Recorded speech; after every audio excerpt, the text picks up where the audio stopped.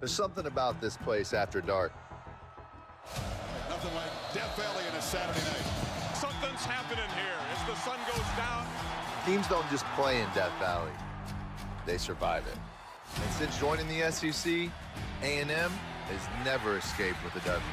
Manziel did not have his best game. That still stings. But these Aggies are undefeated. 7-0 for the first time since '94. Unshaken. That's why we take it over. And with unfinished business. Bigger, baby, 7-0. In their path, every single soul in Tiger Stadium. Touchdown, LSU. So let it be loud. Let them scream. Because tonight, The Aggies are not coming in here scared at all. we ain't running from the Valley. We're coming to own it.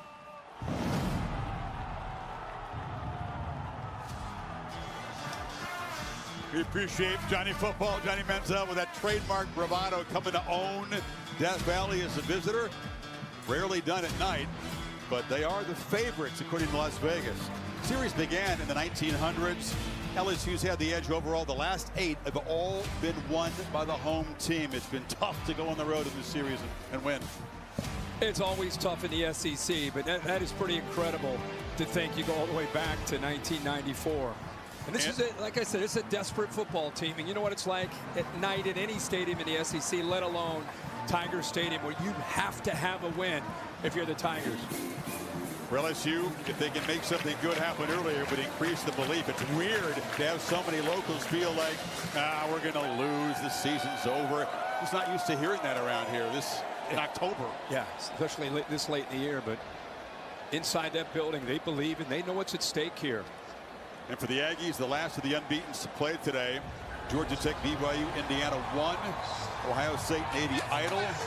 And after 5 unbeatens fell a week ago, Aggies trying to take care of business here.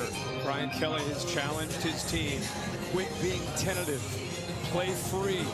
Fly around. Don't worry about being almost like you become so locked in on the analysis. Tonight it's about emotion and playing at home at night, taking advantage of that. Different approach, Kirk. Will it produce a different performance?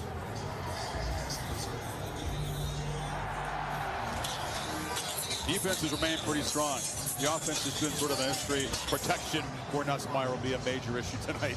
Every time you look in there, that tunnel, see what's awaiting those players. This is why some guys pick LSU.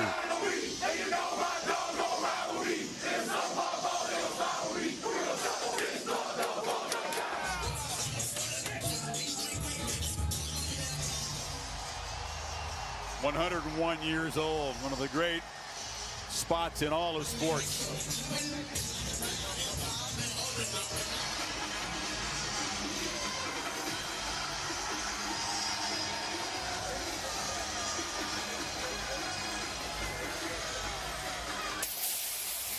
Harold Perkins alongside Kelly.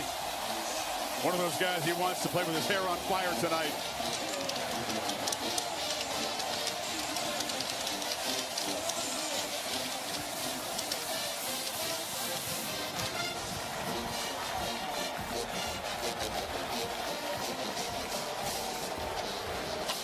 Here come the Aggies. Mike Elko knows that when the smoke clears, there's a lot of it right now over this stadium. When it clears, emotion will take a backseat to just execution and doing your job. It's a football team that has a ton of confidence and belief that they think they could come in here and win. It's not we hope to catch a break. They think that they have what it takes, the wiring, to win in here tonight. Well, it is a week that's approaching Halloween, so we'll take you back to 1958, one of the great plays in LSU history. Billy Cannon fields the punt of the bounce against Ole Miss. He breaks 29 tackles. The mythology of this play is incredible. It was the only touchdown they scored. It was part of a perfect season, a championship season for LSU back in 1958. They waited 45 years before their next national championship when a guy named Nick Saban came along. Miles won a title. Coach O won a title. Brian Kelly hasn't yet, of course. Alabama last year, the only team to beat him in a home night game. Yeah, crazy. 20-1. It gives you a great example, this era, how tough it is to do it. Down there in the smoke on the field is Holly Roses from Brian Kelly. Well, Coach Kelly, there is something special about Tiger Stadium on a Saturday night like this. Your record here is incredible. How do you make it difficult for Texas A&M to play here tonight? Records don't mean anything. This is a new day. This is tonight in this stadium. We need the best team for the next 3 hours. This is a really good football team. Our guys are ready to play. They prepared well. Let's go play SEC Saturday night. Thanks, Coach. Brian Kelly also letting us know some big news. They are going to go with a true freshman running back. Harlem Berry will get his first career start. This is a schoolboy legend in this state from Metairie, Louisiana. Over 8,000 yards rushing in his high school career. His first start tonight. And Coach Kelly said he's earned it. He's the most explosive. He's picked up the pass protection rules. And this young man is ready to rock. 18 years old, comes from a small school down there in New Orleans. As you said, Holly, a legend, more than 8,000 rushing yards. But this is the Aggies defense. This is the SEC. Can't wait to see how the young guy handles this big stage. I remember them talking about him week one, just like any true freshman. He had the ability to run the football, but he's really improved his pass pro, and that's why he's going to get the opportunity to protect Garrett Nussmeier when he passes, run the rock when he gets called upon. LSU's going to get the football first. A&M won the toss and deferred. Boy, it's been sloppy and rainy. Now it's downright pleasant, 74 degrees. A chance of rain, but not a great chance. Here comes the light show.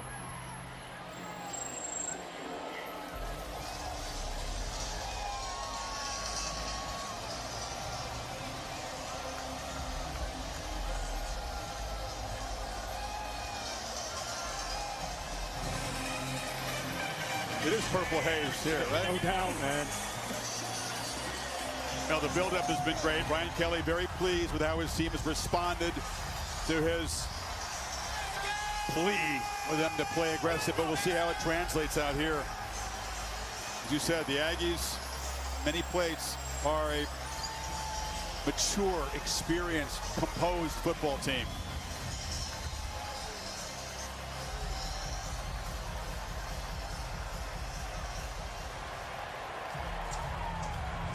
Jared Zirkle.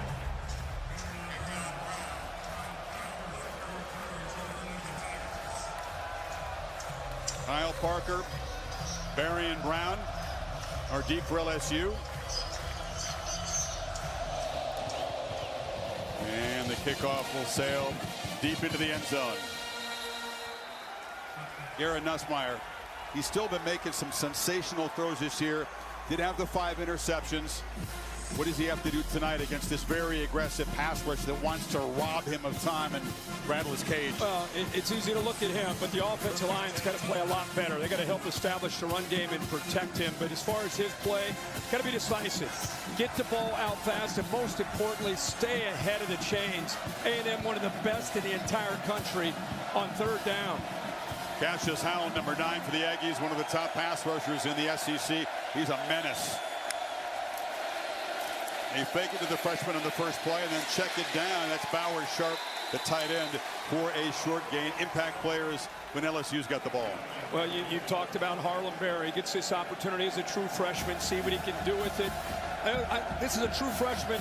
Another one, left tackle, Darius Kern getting a chance to play with Tyree Adams out. And on defense, York, one of the leaders of this defense, been around, this is his 34th start. And on the edge, rusher to quarterback 9. Cassius Howell doing a great job, having a big year. These second down plays become important because the Aggies are tremendous on 3rd down. But Barry, the freshman, breaks loose and says, yeah, I'm ready for this stage. Picks up 16. Boy, what a job here. You'll see a wide receiver coming from the left to be able to pick up this block on the safety. Good job of being able to get down in it. In fact, that was the big tight end, Trez Green, that came down to make that block. And then just tough, hard running by the true freshman that we've been featuring. And A&M gets away with a face mask there late on the tackle. Yeah, Green catches the ball like a wide receiver, but he blocks that block. Tight end. Oh, man. Juwan Johnson is the back. They'll rotate 4 guys in tonight. Nussmeier flips it into traffic there, tried to set up the screen, but Damian Sanford, the linebacker, got a hand on it. And when you have a defense that flies to the football, especially early in the game, the way A&M is, I think Joe Sloan there is just trying to get the defense to flow, and almost like a no-look pass on a slip screen. Fortunate that one was not picked off. Elko very involved, often will call the defensive signals.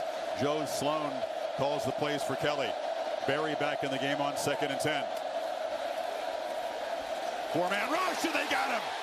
Well, 4 guys beat 5, and there is Cassius Howell, the portal from Bowling Green. He is a big problem for everybody who faces this team. And this is why both these guys were impact players. The freshman left tackle, that's a tough ask on a second and long, obvious passing situation. This has been a reoccurring theme for Garrett Nussmeier. Very lucky to hold on to that ball, and LSU's offensive line not protecting him, especially on the blind side there with a true freshman. Keep an eye on this matchup. Nussmeier will call a timeout. Curran's a big dude, 320.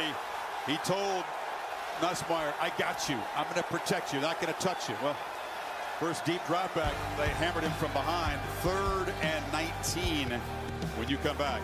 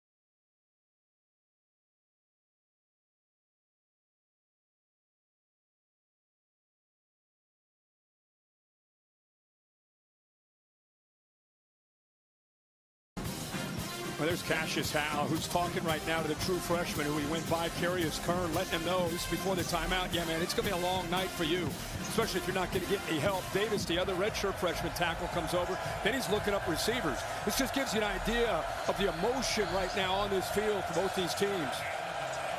Howell led the MAC in sacks a couple of years ago, backed up guys like Nick Scorton and Shamar Stewart for the Aggies last year, ready for his moment. Here he is again. Look at that stance. 3rd and 19. Nussmeier fading back and scanning and delivers a ball incomplete on the sidelines. Berry and Brown was running, but that pass rush for the Aggies making itself known. Here comes the punt team. Well, this time LSU does try to help with Durham, little chip, but watch this. He's still going to go by, gets held there by the freshman, no call. But you could feel Nussmeier feeling that blind side with a true freshman against one of the best rushers in the country, cheating to his right, even with the chip from Durham. Brandon Chadwick to punt it away. Casey Concepcion, one of the electric transfers on this A&M team as a receiver and a returner, waiting at the 20. And he'll take it to the 18. Dodges one man, two man. Concepcion spinning free. He is really dangerous with the football. One of the big impact newcomers on this team. 48-yard punt, but Concepcion brought it back 14 yards. And here comes Marcel Reed as a runner here at the Bayou Bengals a year ago. Much more accomplished as a passer than he was this time for that matchup. Yeah, his ability to throw the ball is very underrated. He throws a great deep ball. I think he and Colin Klein, the offensive coordinator, they've done such a good job of working together and putting together a package in the offseason where they can beat you with physicality, running the football with him with +1 QB run. Or if you overcommit with safeties down, they're good enough throwing the ball with the receivers, the Concepcion and Mario Craver. They can make you pay for that as well. Ruben Owens is the back. He's got the handoff and plows ahead for a couple of yards. Impact players, Kirk and the Aggies have the ball. Let's start with Ruben Owens, especially with Le'Veon Moss out. He carries a bigger load. We just talked about Concepcion, so dangerous. What a great ability to bring in a great playmaker. That's a look at Moss. And then on the other side, we got Halsey. A.J. Halsey's leads them in tackles, been a great transfer portal guy on the inside 88, Bernard Gooden. Probably their best interior D lineman. He's a big one tonight. Yeah, he's been out. Good to have him back healthy. Reed from the pocket delivers across the middle, and it's a crossing right to Concepcion, who sprints out of bounds. Got in front of the freshman DJ Pickett, picked up 13. Marcel Reed dropped. He looked to his left like he might want to take a shot downfield. Instead, does a nice job, and his offensive line holds up where he can work from his left. Looking, look, come back. Now you do a nice job there of separating with Concepcion, able to just run away from the true freshman, DJ Pickett.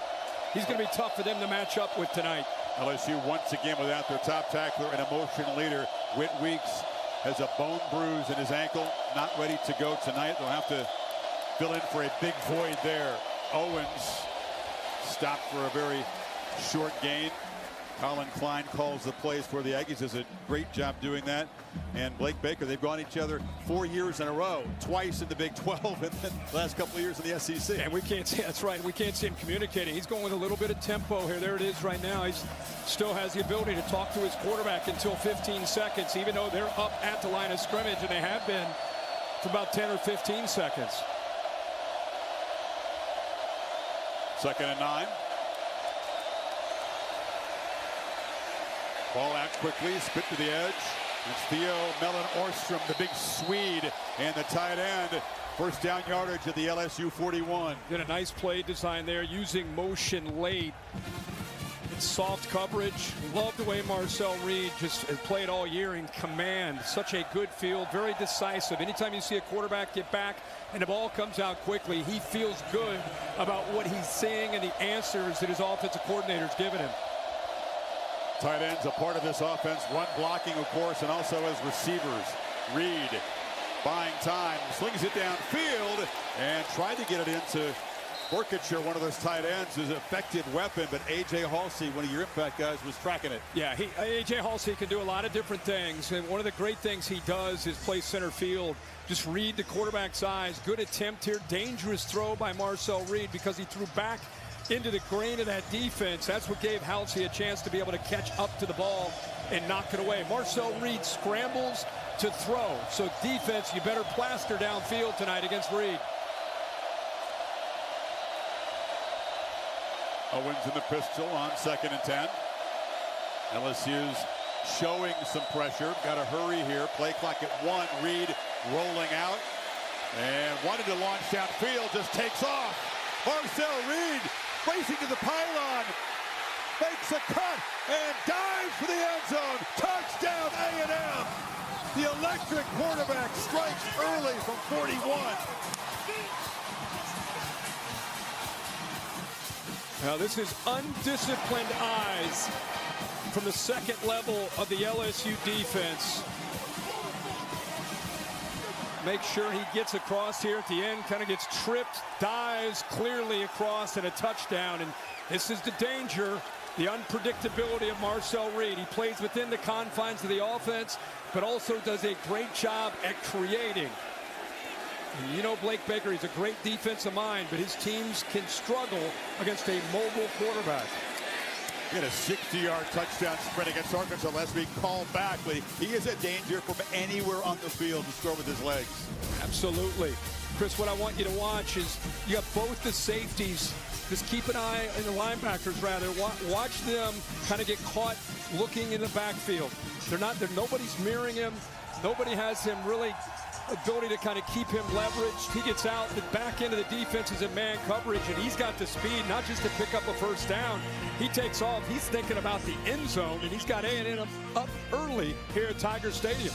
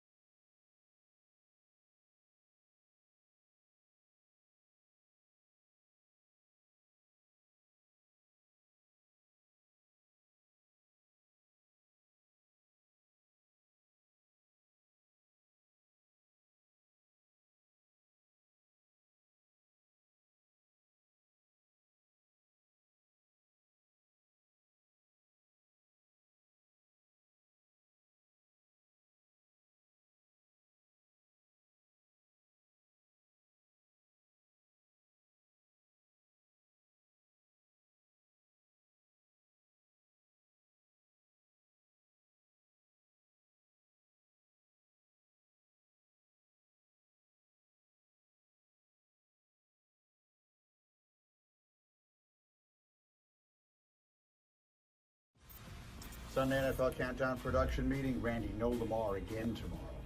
Going against the Chicago Bears. Yeah. If they lose this game tomorrow, their season is over. See you tomorrow morning at 10. Chris and Herbie, back to you. Good meeting. Thanks. Nice, fellas. Appreciate that. Well, what a start for A&M. Pass rush gets home, pushes LSU back, and the Aggies go right down the field. 68 yards in 6 plays. Longest run of Reed's career. Remember, he had 3 rushing touchdowns against LSU last year. Arian Brown tries to bounce. It does get the edge, and the former Kentucky Wildcat out near the 30. This LSU defense continues to struggle against QBs who can run. That's 3 games in a row coming in. Yeah, of course, Marcel Reed had a monster day last year. We called the game with Milroe when he came in here, and then you mentioned this year, Chambliss, Diego Pavia. These are 2 really athletic and talented quarterbacks. Lenora Sellers also hurt him. That's right, Sellers, and already early here, Marcel Reed sees man coverage, nobody spying him, and uses his instincts and speed to get to the end zone for a big touchdown.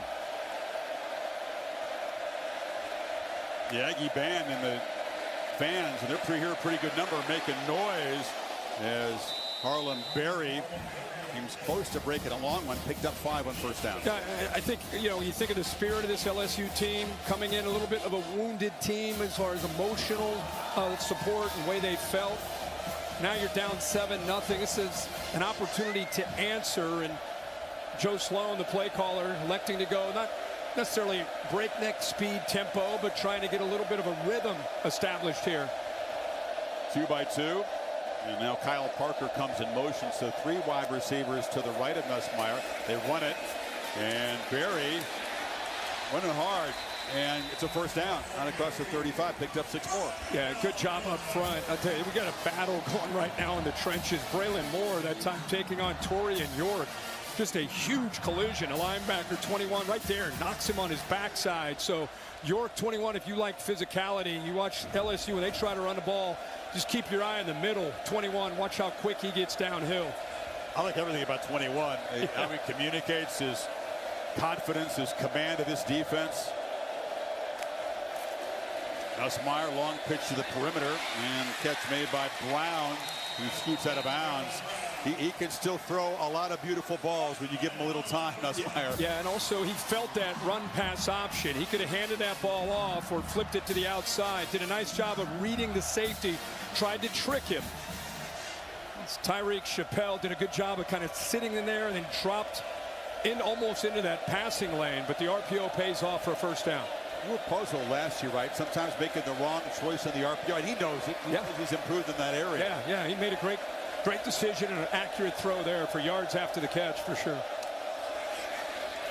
Pass rush comes, ball pitched to the perimeter here. This is Juwan Johnson, the running back, makes a couple guys miss and is going to be spun down at midfield. Had to work hard. York made the stop. Not a ton of yards, but right now Joe Sloan's just trying to feel how A&M's going to try to play him. Mike Elko, one of the great defensive minds in all of college football, and they're going to disguise. And, you know, second year in this system with a veteran secondary. They say the strength is the defensive line this year for Mike Elko, but experience on the back end really allows him to get exotic and play with the quarterback and offensive line's minds, especially if they get you behind the sticks. Ball out quickly and caught at the end by Tredez Green. When you got the play sheet up over the microphone, it indicates that he's talking to the Green Dot York, so it's a strong indication he's actually calling the defenses frequently here. Yeah, there are a lot of guys who are head coaches that they don't want to let go of it. Mike Elko doesn't want to let go of it, and why should he? He's one of the best that can do it. Love LSU, some quick throws, get the ball out, don't deal with that pass rush, and if you have a cushion from the corner, just take the easy yards.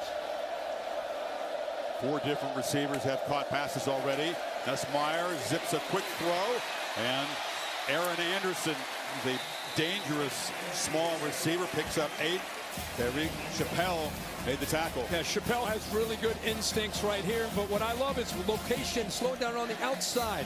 On the outside shoulder, allowing him to use his body to shield Chappelle away from the ball. If that's thrown to the inside, he's got a hand on it. Outside gives him a chance to kind of sink, meanwhile use his hips and his back to keep the DB away from him. He zipped that pass right between 2 leaping Aggie defenders. 2nd and 2 is where they want to be against this defense. Nussmeier will take a downfield shot, launches down there for Brown, and it's incomplete, but a flag comes out. Des Ricks was in coverage. Yeah, he lost the football, makes contact near the end of the play, so they'll get the PI. An aggressive approach, though, Kirk. They make a nice gain on first down and already an opportunity to take a shot downfield. Defense, number 2, 15-yard penalty. Automatic first down. One of those tall and long corners for the Aggies against some very fast LSU guys on the edge. Yeah, especially Brown. He can get downfield. See his head? Looks for it at the end, but his hands are up. There's just no chance you're not going to call that. And heck of a job, Joe Sloan uses motion. See how he's able to move? Now he gets a different matchup. Now he's able to go downfield against Ricks, where he either gets the PI or possibly the touchdown. So, Kirk, now Ricks is out. Julio Humphrey takes his place. 2nd down. Slant. Green. Big fella bracketed. Tough to bring down.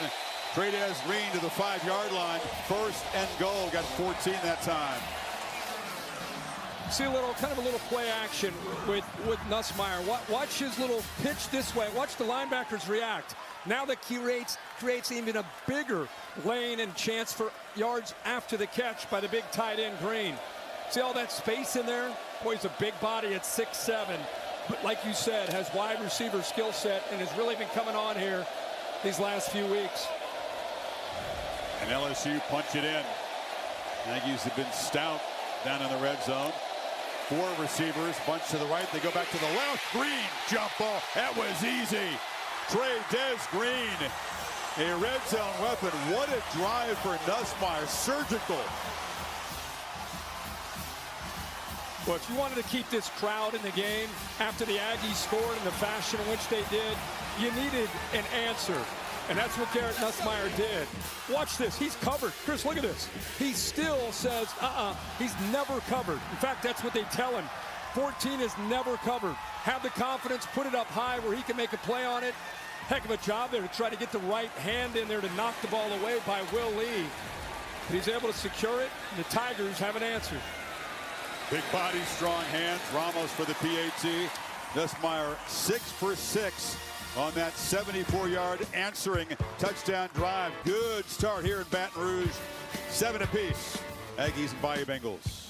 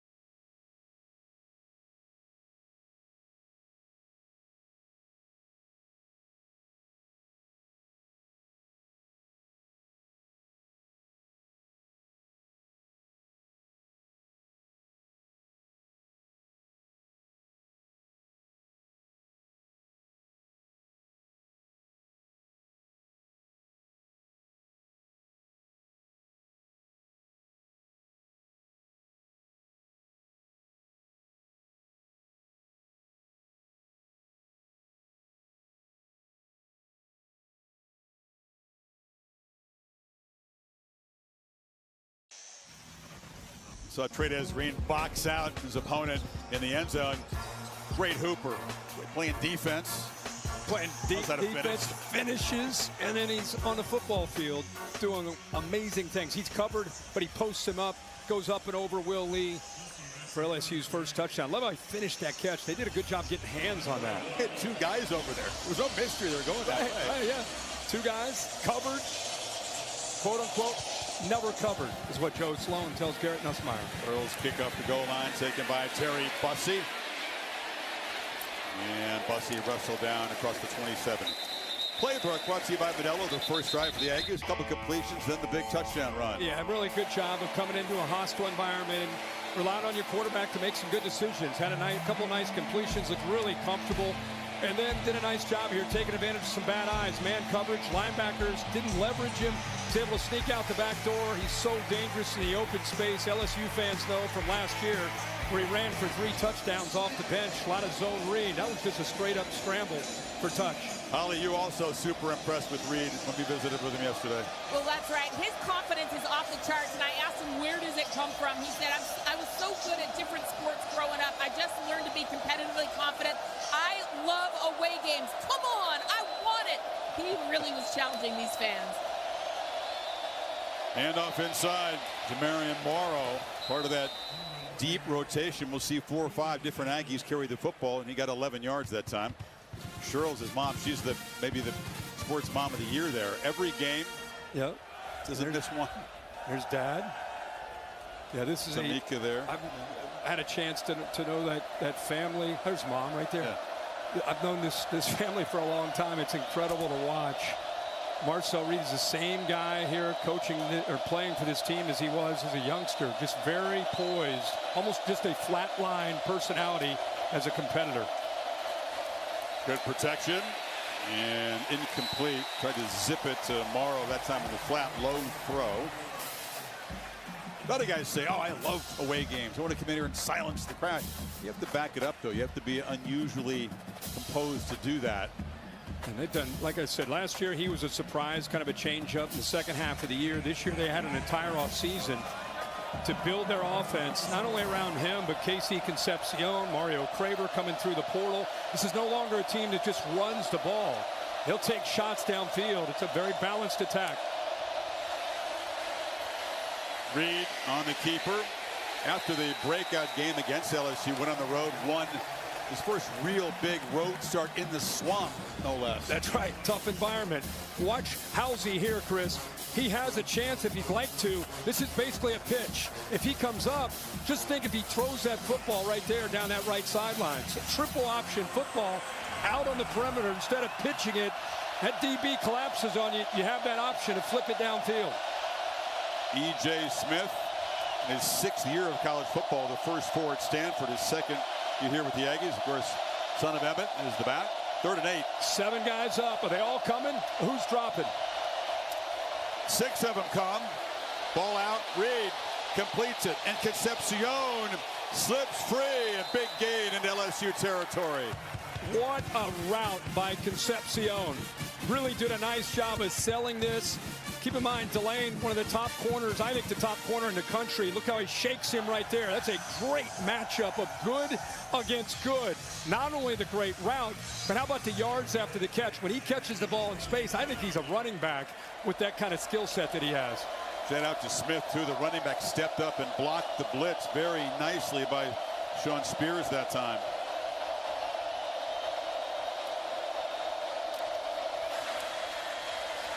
We fake it to E.J. Reed again. Dances free. It's so hard to contain. He's got the speed, but he's also got a lot of wiggle. Missed tackle by Harold Perkins that time.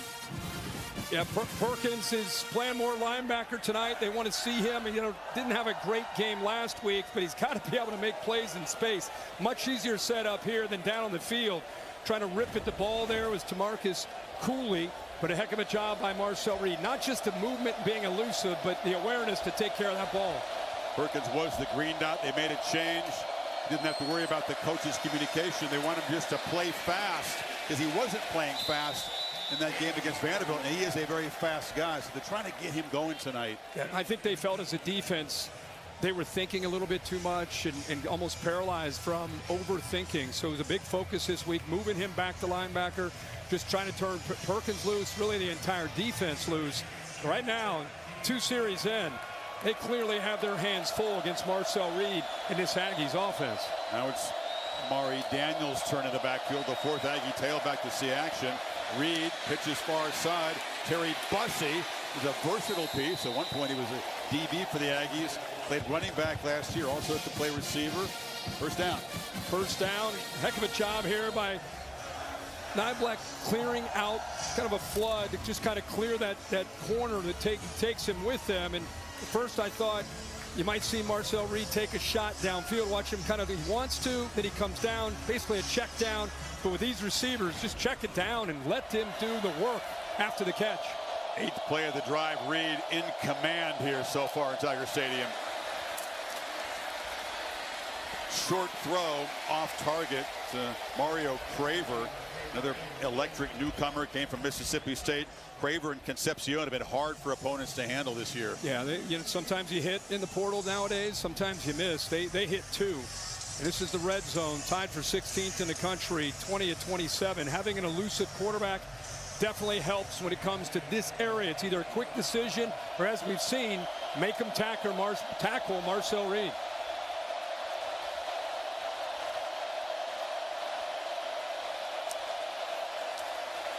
The 2nd and 10 run, and keeps it off the left side. Jacobian Guillory knocked him down. It's going to be 3rd down and long now for the Aggies offense here in the red zone. That's a lot to ask of Guillory, who's 320 pounds.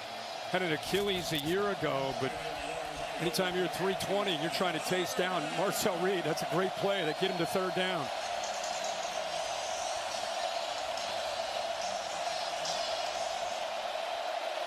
Final minute of this first quarter. Pre-snap maneuvering here. Play clock at 6. Tigers back off. Reed tries to make a play in the move. Throws it end zone. Touchdown! KC Concepcion from 15 yards out. And A&M back on top. Well, again, what a job by this offense. Patrick Payton looked to have a chance at getting to him, but Marcel Reed has more strength than you realize. He's able to pull away from that threat and had a really good feel of when to get out of it. And then the eyes downfield, we mentioned he wants to scramble to throw, and he hits it. Concepcion, it was interesting. They said they had to convince him to come watch a practice. Elko said he'd watch Reed run around and thought, I'm not going there if the guys are running quarterback. No, come watch this guy throw in practice. He did. He was sold. Absolutely. Let's take a look at the AT&T clicker. There's a trips formation to the right, and he's to the inside right here. The pressure will come from here, and you'll see him step up away from that. But watch Concepcion. He kind of sells it like he's going to the outside, then gets vertical. There's the pressure. Good job of the redshirt freshman giving him a chance to survive. Now, instead of taking off, he sees Concepcion, who, by the way, the entire time, alone in the back, space to work with, on time, and a good job of stepping back to his quarterback to make sure that's a touchdown. 7th touchdown reception for number 7. And the Aggies 2 for 2, 75 yards in 10 plays. Well, they've all been watching this for a long time. Like I said, his dad's a coach, was a coach for a long time, head coach in town there in Nashville at MTSU. That was a tough coach, wasn't he? I coached him in high school. He said, I wanted to ride home from my high school games with Mom. I said, Mom, could you please drive to the game so I don't have to ride home with Dad? Because Dad would always find fault, no matter how well he played. That's great. Holly? Well, you see that on-field chemistry with Marcel Reed and KC Concepcion. Marcel said, I was just over at his house Wednesday. They're at each other's house 2 or 3 days a week. In fact, KC got to campus first this summer and this winter was texting him like, hey, when are we throwing? When are we throwing? And you can see that brotherhood off the field has started to really develop into chemistry on the field. They knew exactly where each other were in that moment because of that relationship. And you know, Holly, it's amazing. Every year, these teams that end up kind of the cream starts to rise. There's always those stories about the quarterback and the receivers when no coaches are around, nobody's around, putting in those hours in that June and July time frame. Now Nussmeier, who's put in plenty of hours with his guys, trying to answer again. It's Harlan barely ducking down for a short gain. Well, we saw the Tigers respond with an answer when it looked like A&M might be able to really silence the crowd, they were able to drive the length of the field and put a touchdown on the board. Very few offenses have had this kind of success against LSU's defense. They've struggled to score points, but the defense has been stout. Major challenge tonight. Nussmeier probably can sense that. It's going to take quite a few points to win this game, and he finds Aaron Anderson for 14 yards. Entertaining, frenetic first quarter here on the Bayou. 14-7, Texas A&M after one. We're back after this message that we're from your local ABC station. You are watching the SEC on ABC tonight.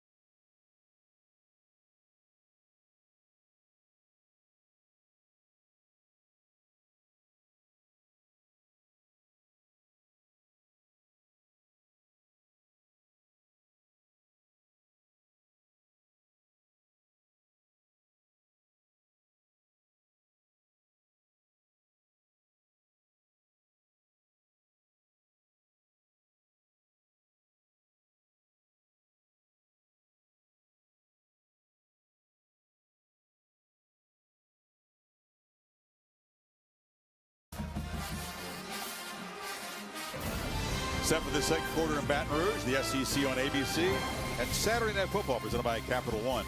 Nightcap of another wildly entertaining day in the SEC. Texas was down 17 in the fourth quarter. Silenced the Cowbells, won in overtime. How do they do that? And they saved their season. Yeah. I gave up on that one. I was on the bus with you. I thought we almost flipped that one off. It was over. Would have been a third loss for the preseason number one. Barry, solid start to this game for the freshman. His first career start, picks up 4. Such an emphasis against Mike Elko. It's always important, but such an emphasis tonight about avoiding 3rd and long against Elko's defense. Got it. That means 1st and 10 success. Getting that 2nd and 6, 2nd and 7, and then getting to the 3rd and manageable.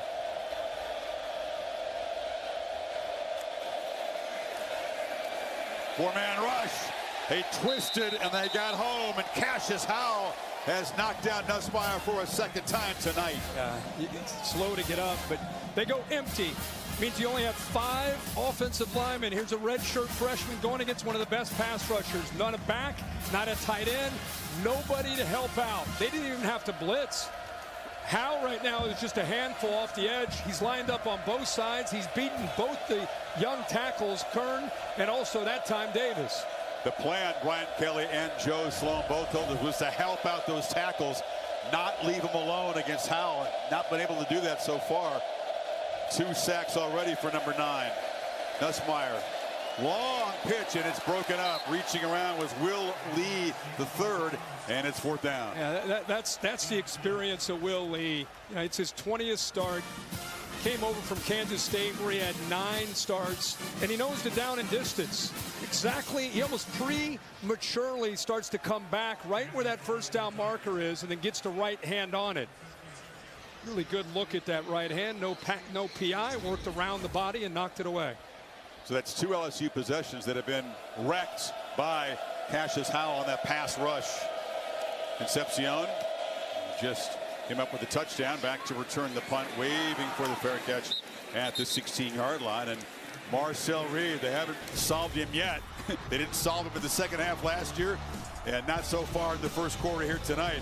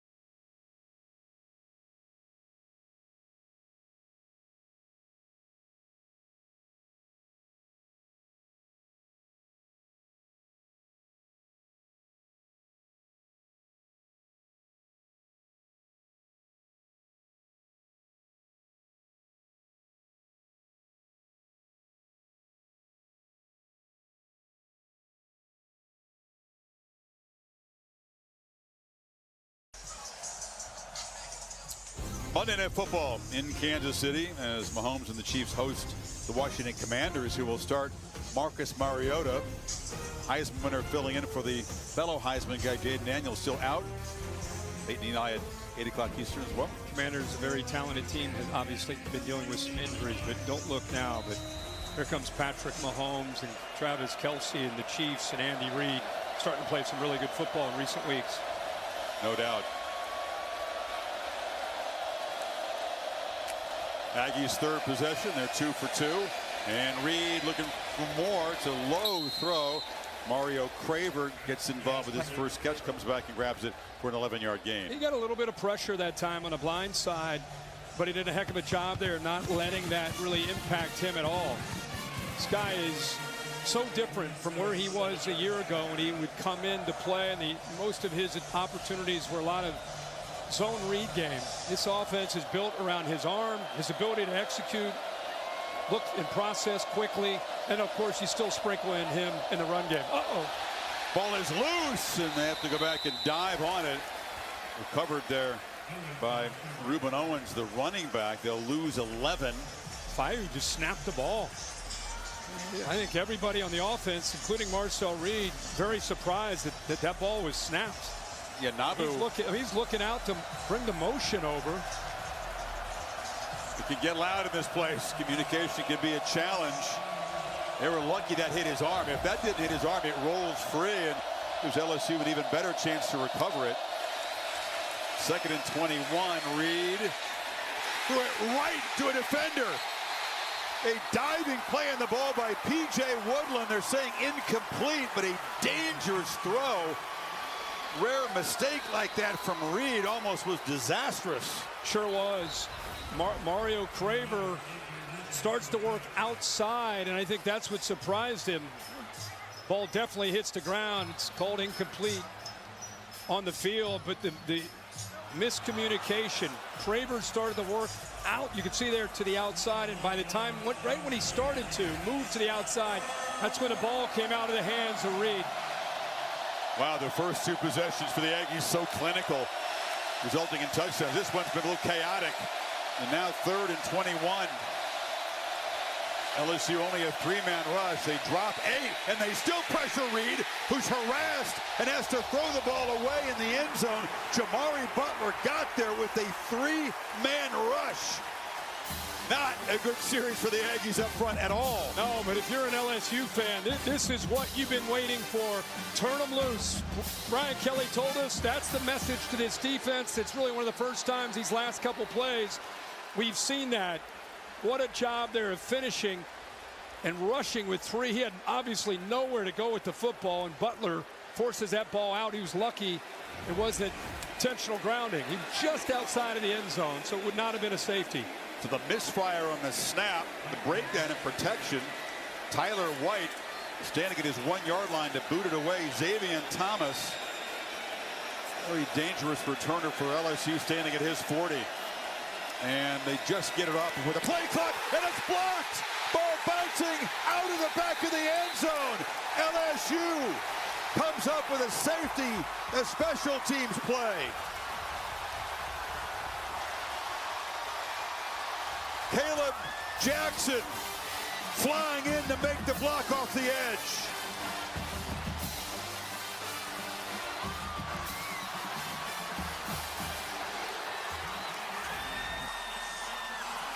They got an overload to the right. Look at the late movement. That late movement by those 2 defenders at the 2nd level freed up Caleb Jackson to get through. What a well-designed, all-out punt block. And the way the lefty White, very methodical on that, but a free runner gets home. And LSU on the ropes defensively comes up with a stop, and now the punt block for the safety.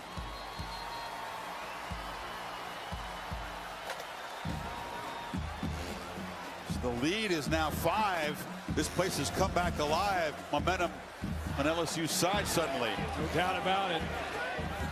Mike Elko and the Aggies had taken a crowd out of the game with the way their offense was playing, and special teams. LSU's defense making the plays, rushing 3, dropping 8. You can see how frustrated. Not only you give up a safety, but you lose momentum, and now this place is back alive again. Patrick Doherty is the special teams coach. You could read lips perhaps from Elko. He said, bleeping untouched, and he was right.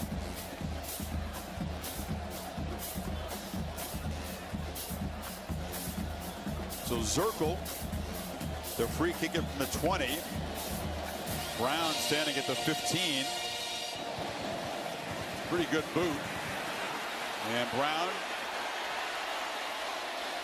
escapes briefly, but not as good a field position as they'd hoped for maybe at the 33. And let's not forget, they went backwards. That bad snap, they were at 1st and 10, and the snap surprises Marcel Reed. Now you're way behind the sticks. Now you change, keeping your own territory. Instead of 1st and 10, you pick up a few yards. Everything's been going great. Now you're 2nd and forever, and you go into a little bit more of a conservative mode. So that bad snap definitely caused that turnover, or at least a safety. Nussmeier will try to keep this momentum rolling now. Barry, very much the feature back tonight in his first start. Picks up 3. Dalton Brooks made the tackle. See Regis, 17, a fixture in the middle of his defense up front. He got a hold of the freshman Barry, and then as soon as he came off the tackle, he put his hands up. I didn't get the face mask. I did not get that face mask. Hayden Durham spells him now. Been hampered by an ankle injury. He did get the face mask, even though he came up like a foul. Nope, wasn't me. It was. That's a dead giveaway when you start doing that. Yeah. Off the play fake, pressure comes, and it's a check down, a low throw. Now he had Green open.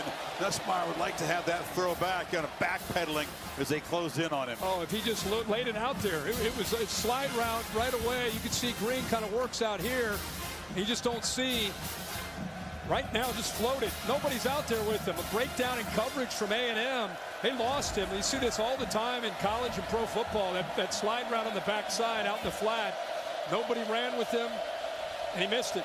Surrounded by green grass. Get it out early. Had the ball gotten to him. So instead of a big gain, it's 3rd and 7. Aggies showing pressure, and they bring it. Ball is out quickly, and the catch is made, but Kyle Parker is drilled right away. It's a 3-yard game. Chappelle showed up to make the play, and it's 4th down. Again, what is Mike Elko known for? There's concern, obviously. Been hurt all year. Yeah, that's that left ab. That's the injury that really plagued him, affected how he threw the football. He appeared to be holding that area, Kirk. You can see real quick on his replay, bring the pressure late. Freeman on the left. That's the hit that really caused the pain. You can see also gets stepped on.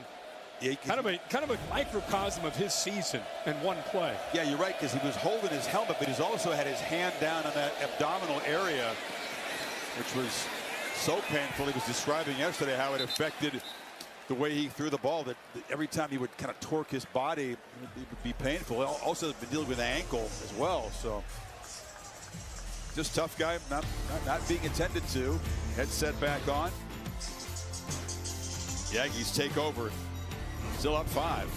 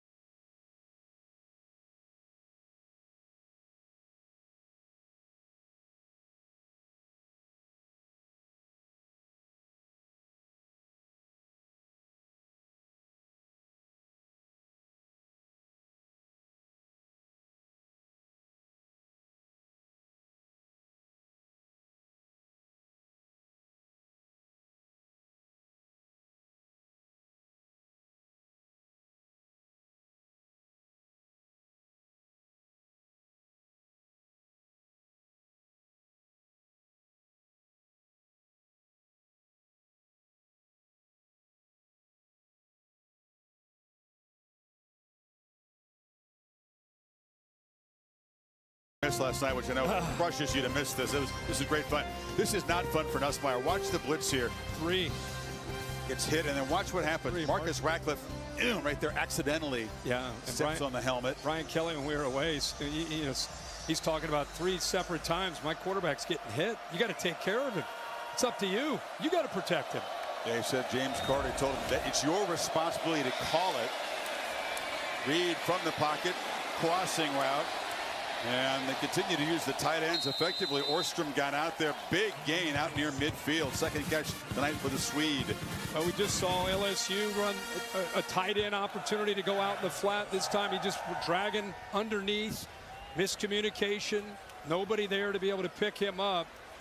And Reed recognized that pretty quickly and got the ball out. 21-yard chunk to get the drive going. Marion Morrow runs hard to the left, picks up just a couple. West Weeks, older brother of Witt, is out trying to step up. Number 33, one of the 3 Weeks brothers, is on the team. Yep, Weeks got to do a lot there in the middle. Remember, he's playing with Perkins next to him. Weeks, you're talking about the heart and soul of this defense and the entire team. There's a look at him right there. Hopefully be back for Bama in a couple of weeks. I think that's their hope. With a bye next week. Morrow motions back into the backfield. And the flag. It's going to be a movement by A&M receiver, Craver. Ball start. Offense, number 71. 5-yard penalty. Second down. Way too many penalties on Elko's offense early in the season. Penalties like that, holding penalties were a problem. And they've cleaned it up lately. It's actually the left guard. You had a receiver and a lineman just barely moving. So 2nd and 12.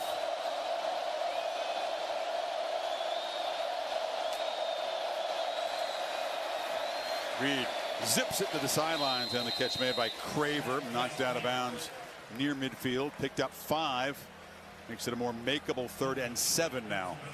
Yeah, by using that motion allowed him to be able to get a little bit more of a soft cushion, just pick up a few yards, but still looking at a very difficult 3rd and 7. Remember, LSU, they rushed 3 and got home. Saw Butler force the ball out last possession. Crowd trying to make a difference.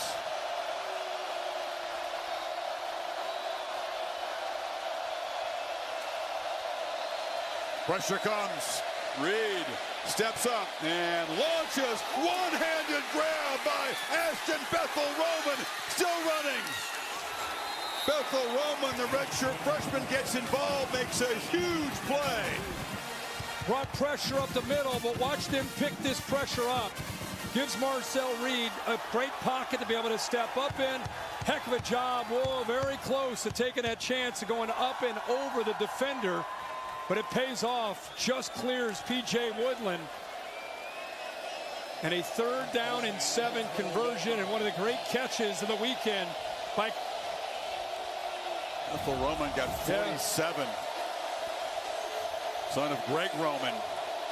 So 1st and goal. Reed zips it incomplete. It was a fastball off the hands of Concepcion. Woodland was in coverage. Got that in there. He had a chance.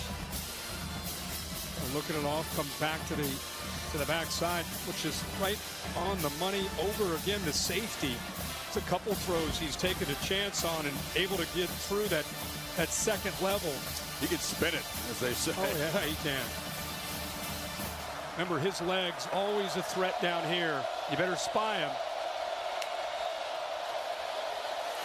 Hands off, and Smith, initial contact, able to move forward, but it's going to be 3rd and goal. Got just a yard. Guillory on the stop. Yeah, Patrick Payton made that play. Not going to get credit for it, but completely blew that tight end up.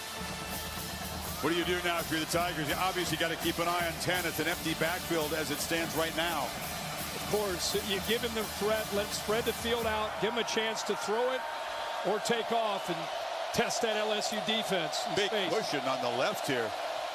LSU defender standing in the end zone, almost enticing him to throw it to that side. Instead, he throws a pick over the middle. Picked off by Halsey. Halsey all the way out to the 25. So Reed makes a mistake, and LSU with a huge takeaway. Well, normally you would see Patrick Payton in there to blitz or to rush off the edge. This time he shows pressure, then he backs out. And Marcel Reed's taking a few chances. I don't know if he got a fingertip on it or not, but Halsey does a good job of just reading the eyes of Marcel Reed.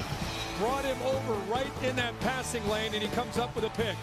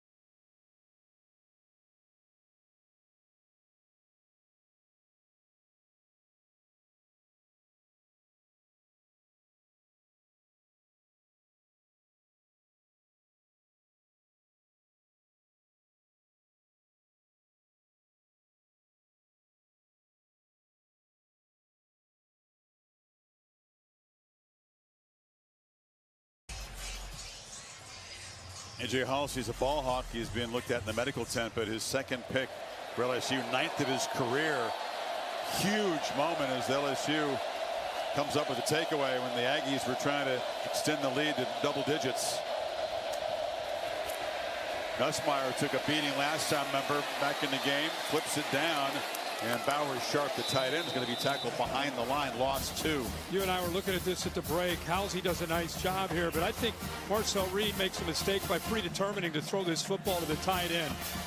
A little stick nod, and I think he thought he would beat the linebacker, but he lost sight of the safety, Halsey, who was just reading his eyes and playing center field, came right over to step in front of that throw. So the first mistake of the night by Reed. He was a ball hawk with the Houston Cougars, 7 picks there, and that 2 for LSU. Durham runs inside. It appeared that he injured his shoulder. You could kind of lip read one of the athletic trainers somewhere as he was knocked down. Paid a visit to the medical tent. Now he's back out. Holly, what do you have? Hey, my sources down here telling me Stinger, he should be fine to go back in. Okay, that's good news. Appreciate your sources, Holly, and your reporting.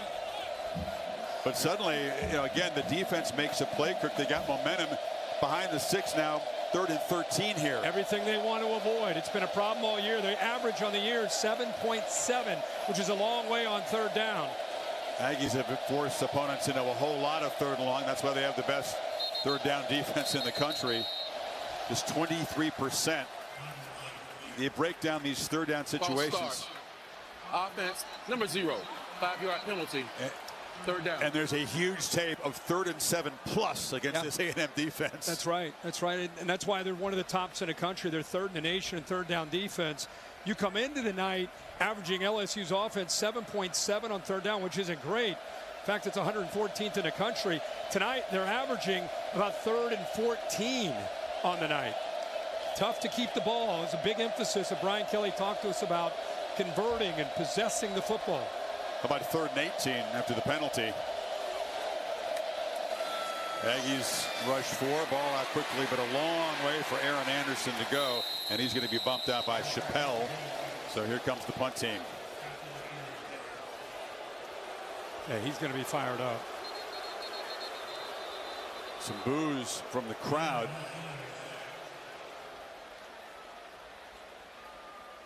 It is a flag down in the secondary.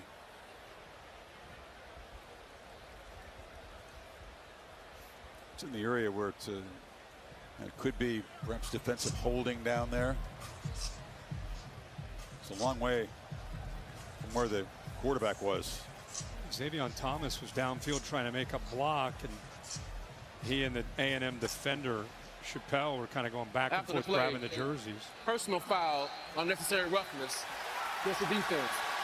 15-yard penalty added to the end of the run. 1st down. Wow, that's a crusher. The punt team's on for LSU, and a dead ball personal foul gives LSU new life to the 42. And I think it might have been Des Ricks, who was really on the bench of the LSU sideline, and it came well after the play. Let it roll, and then you'll see a couple defenders go into the sideline. Watch right here, a little push. Ricks number 2 up to the right of the screen. Yep, up to the right. And now Nussmeier taking a shot downfield. Looping throw, catch made by Berrien Brown. Deep shot. He beat Ricks that time, and LSU is set up. Well, good job here by Nussmeier. He gets a safety, kind of cheating up, so he's got one-on-one. He just puts it up for his receiver. What an adjustment late. I don't even know how he saw the football. 41-yard strike. Jeez, what a catch. Fought through the hand fighting of Ricks. And I don't think he saw that ball until the last few moments to be able to secure it. LSU receivers, a lot of drops this year, among the leaders nationally. Not a great record on contested catches. That was highly contested that time, and Brown did a tremendous job. What a swing. That personal foul, we think it was Ricks, not clear, but gives the Bayou Bengals new life, and then a 41-yard strike, and they're going to be set up in the red zone here.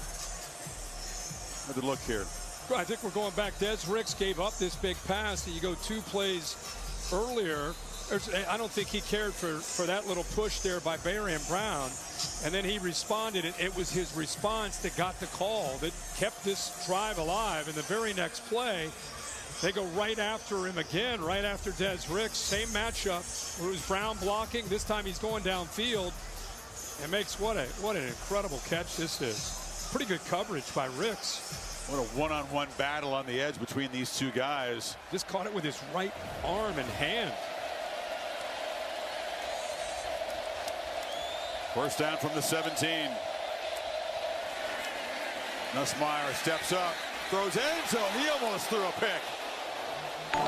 Tracking back across was Dalton Brooks, the safety.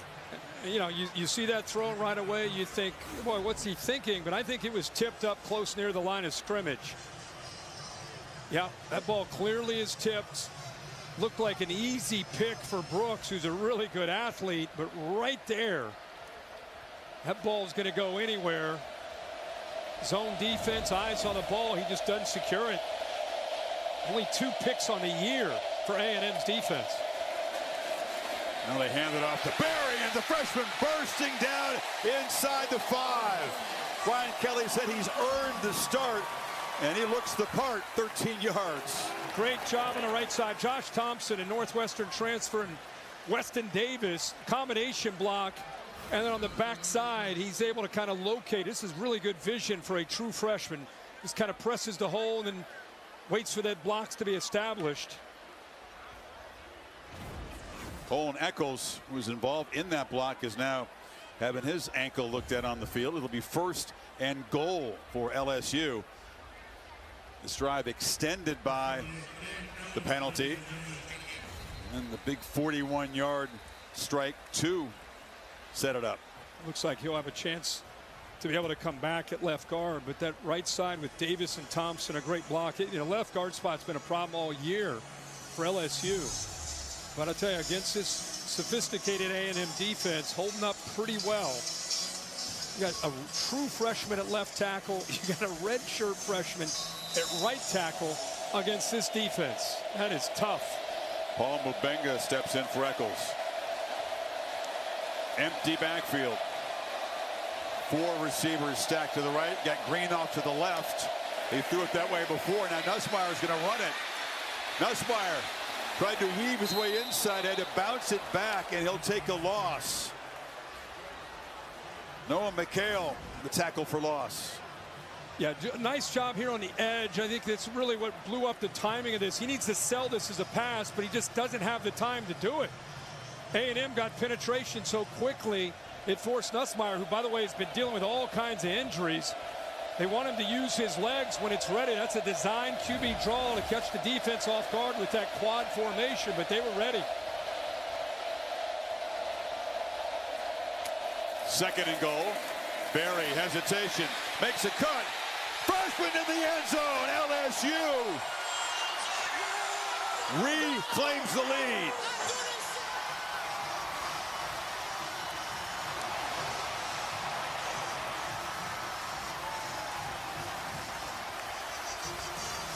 Boy, the back showing some great vision on these last few plays. They warned us, players and coaches telling us about Harlem Berry and what he could do. They wanted some energy in this run game.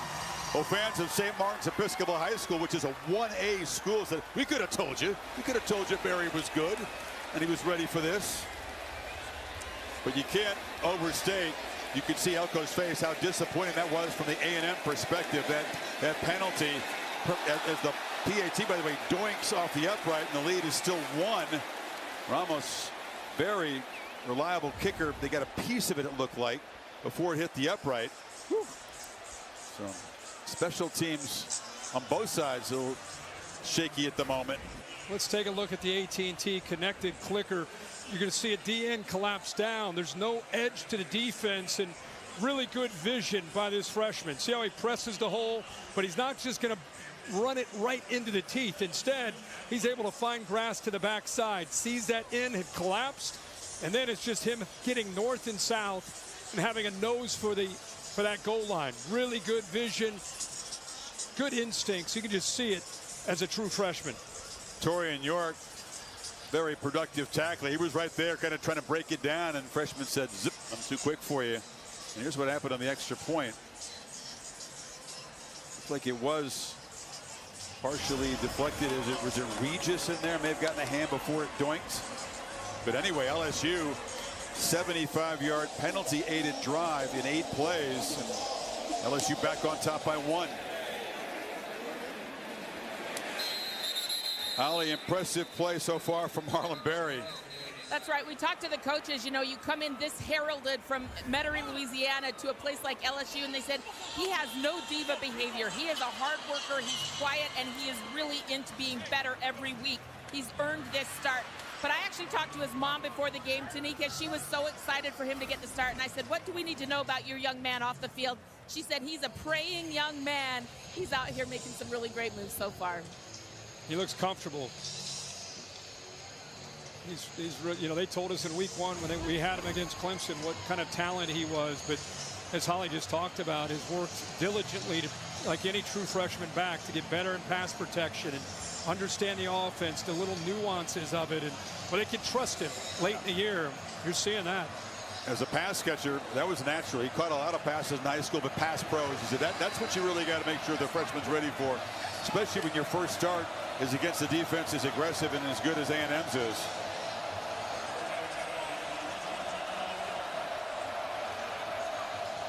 So a two-back look, Owens and Morrow flanking Reed, who's got to bounce back from that interception that he just threw in the end zone.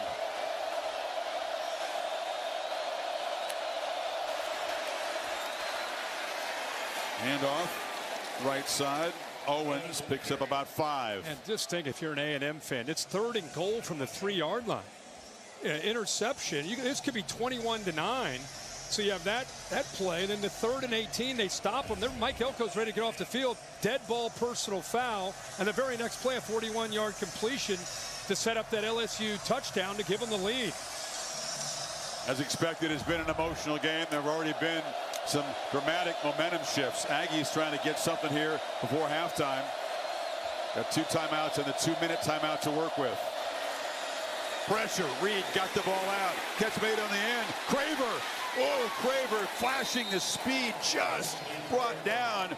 Picked up 20, but wanted to take it the distance. And you know, he told us about playing baseball when he was a youngster. He needed it here because the shortstop background comes in handy. Nobody picks him up. That is, you see that in the NFL every single week from the greatest to do it. Marcel Reed felt that pressure, got out of the fake, kind of aborted it, and that sidearm flick to be able to get the ball out there to Craver for big yards after the catch. Watch P.J. Woodland. If he doesn't make the tackle for LSU, that's a house call. He was the only guy between the speedy Craver and the end zone. 2-minute timeout. Really good first half here in Baton Rouge. Aggies on the march, trying to retake the lead before the halftime.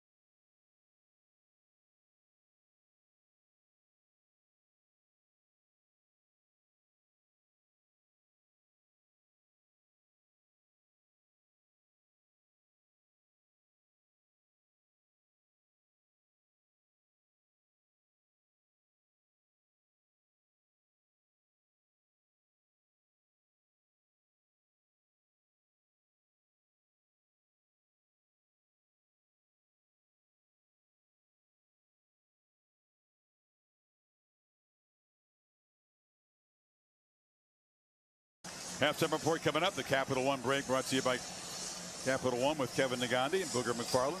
Booger, no doubt, looking in with the alma mater. By one here. What a day in the SEC and really around the country.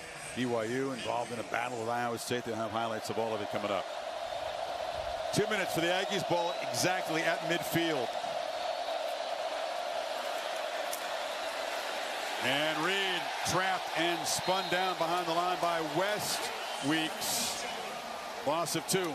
Really good job at taking away the jet sweep. It's a read for Marcel Reed, and it's taken away. He decides to keep it. He wants to get underneath the guard, but Weeks was coming downhill from the snap of the ball. Assignment football sometimes against this style with Marcel Reed. He had the quarterback, and he got downhill, able to escape that guard who was pulling to pick him up.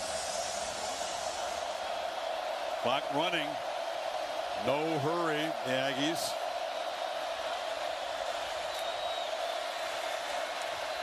And the ball batted in the air and intercepted. Deflected off the edge and picked off by Harold Perkins. Mansour Delane, the lockdown corner, got a piece of it, and Perkins was there. And they're charging down to the student section to celebrate. Well, Mansour Delane, maybe one of the best transfers in the country, came over from Virginia Tech where he played nickel and some safety and corner. He's right here. We all know what kind of cover man he is, but here he shows you the timing, kind of disguising this blitz late. Really a roll the dice because look how deep the safety is. If Marcel Reed gets that up and over, there's some room to run, but Halsey took that cushion away. Would have been a bang-bang play if he, in fact, got it over. But 2 great plays by LSU DBs, Halsey and Delane there, to give this Tigers defense some life and get the ball now back to their guys, see if they can get some more points. Takeaways and back-to-back possessions.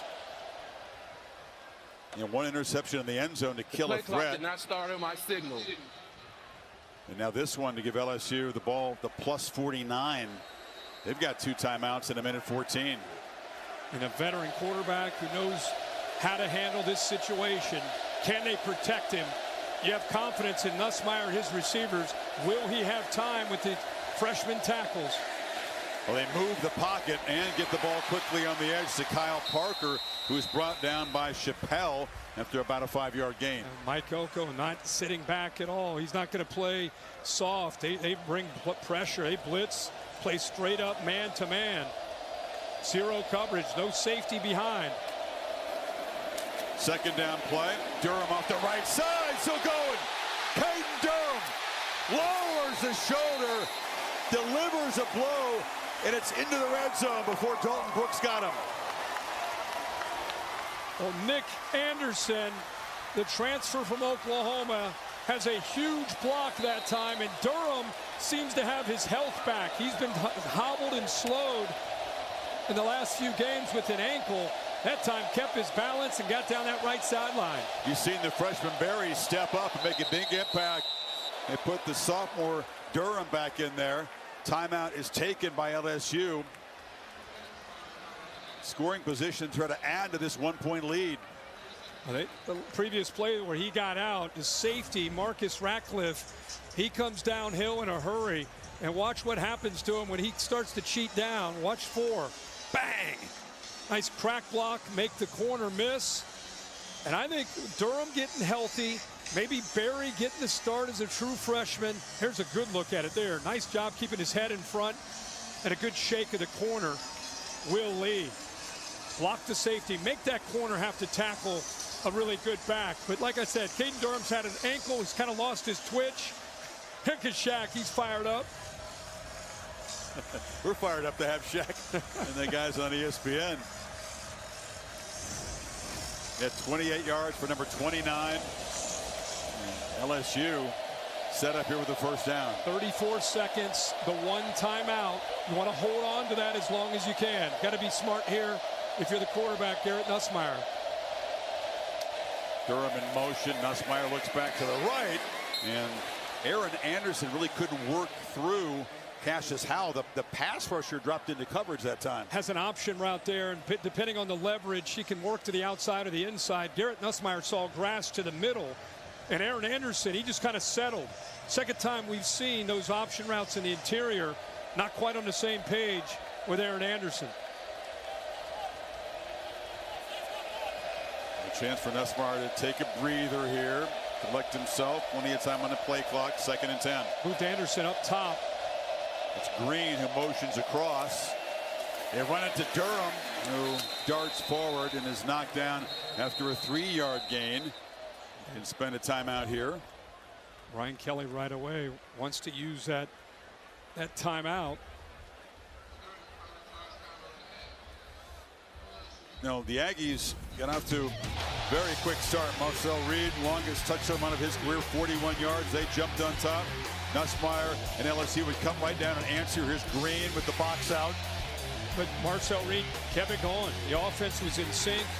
Great job there of being able to hit that touchdown with Concepcion, but things started to change. Tiger Stadium on a Saturday night started to come alive. Special teams get the ball back to Nussmeier. A big touchdown and some plays that really turned the events and the vibe of this football game over the course of the second quarter.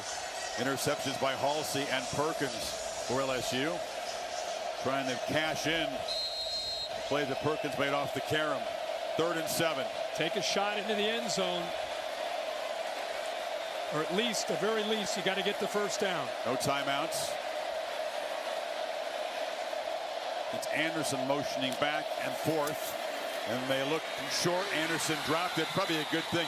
He really had nowhere to run at that point. The clock would have kept ticking. They would have had to run the field goal team out quickly. Yeah, it's almost a blessing in disguise there. Keep in mind, Aaron Anderson, he's had some injuries, a knee that's kind of hurt him this year, so just not quite in sync with his quarterback. That was an interesting call with no timeouts, and you can tell Brian Kelly wasn't too pleased with it. I thought they'd go vertical and get downfield. 30-yarder for Damian Ramos. He's closing in on the career record for points scored and field goals made at LSU. And he knocks it through. Boy, most of this first half, the A&M offense clicking. They seem to be in control of things, and then LSU turns it, and they're going to take a lead of 4 points into the locker room. Like we said, it could have been very easily 21-9, but the 3rd down interception from the 3-yard line by Reed. We've seen a lot of bad snap, blocked punt, the 2 interceptions. He's turned those 2 takeaways into 9 points. Nussmeier was thinking end zone there, but didn't quite have enough time and timeouts to work with. Any quarterback that's ever played for Brian Kelly knows you're going to have these kind of conversations. He gets very animated, gets emotional.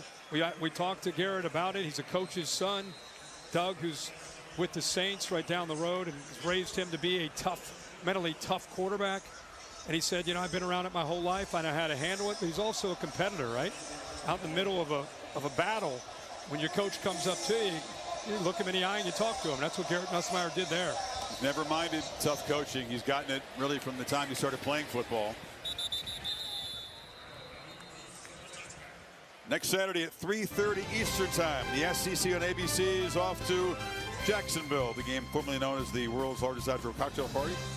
Georgia and Florida, as well as the all-new ESPN app and ABC in the afternoon. Doesn't matter what the record is. Florida's unranked, but they will hang with Georgia. You can better believe it'll be competitive. It's always a fun game. Great scene. Boy, Marcel Reed's got to be sitting here wondering what the heck's happened. They were in complete control of this game early. The operation so clean, those first couple possessions.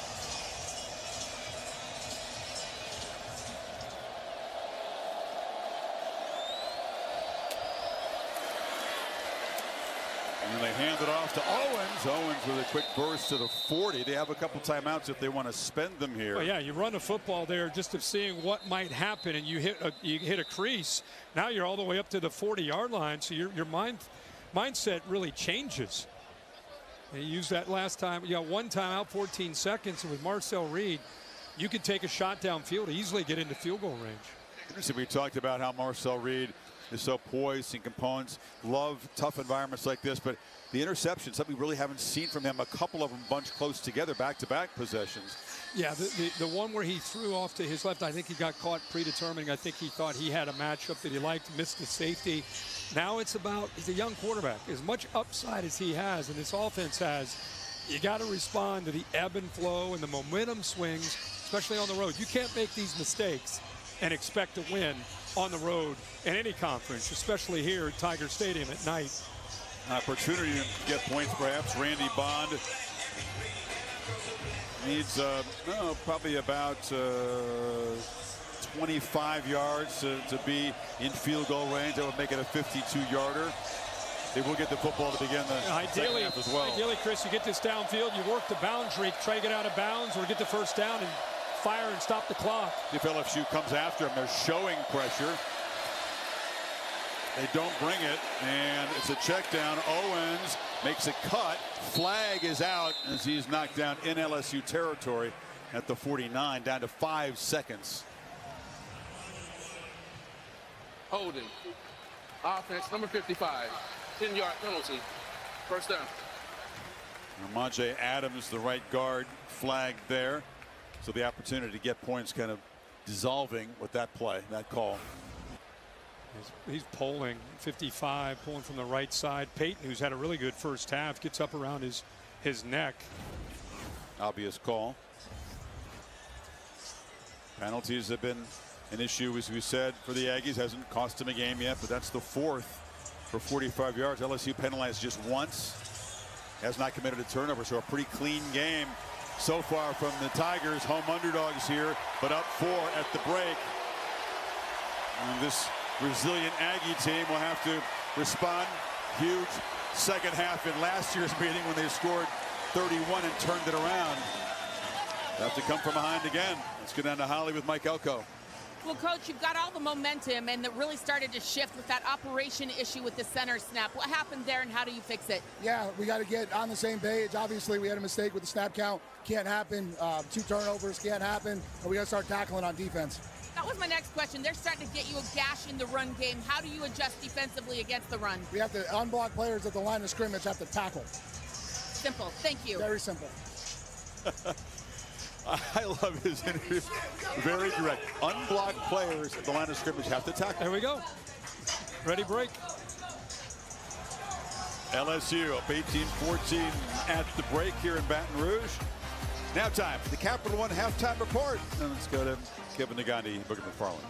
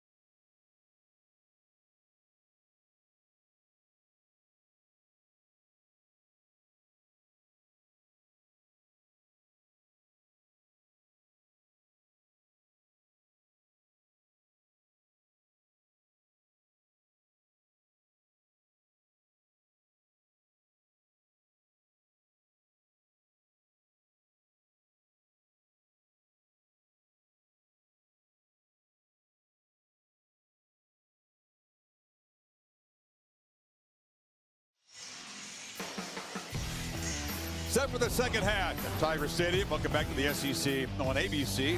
Saturday Night Football, presented by Capital One, part of the SEC All Day, presented by IHG Hotels and Resorts.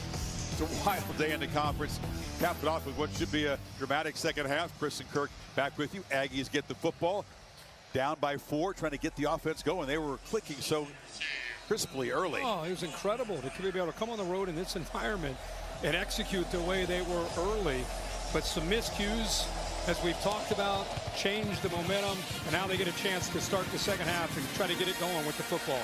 Bussey from the 1, and Terry Bussey breaks free. Look out! Just tackled, touchdown, saving play made on the far sidelines. Aaron Burrow, the kicker, got into position to stop Bussey. You brought it back 43 yards. Well, he also does a good job right away, early part of the return, of just making a man miss. Toviano, 25, coming from our left. Right there, he just shook him. And now you got a gap. Now you got a chance to run and use your speed. And you're right, shoestring tackle, or that one's to the house. What a way. We just talked about opportunity, change the momentum. Le'Veon Moss excited. Get this offense going and give them great field position at about their own 44.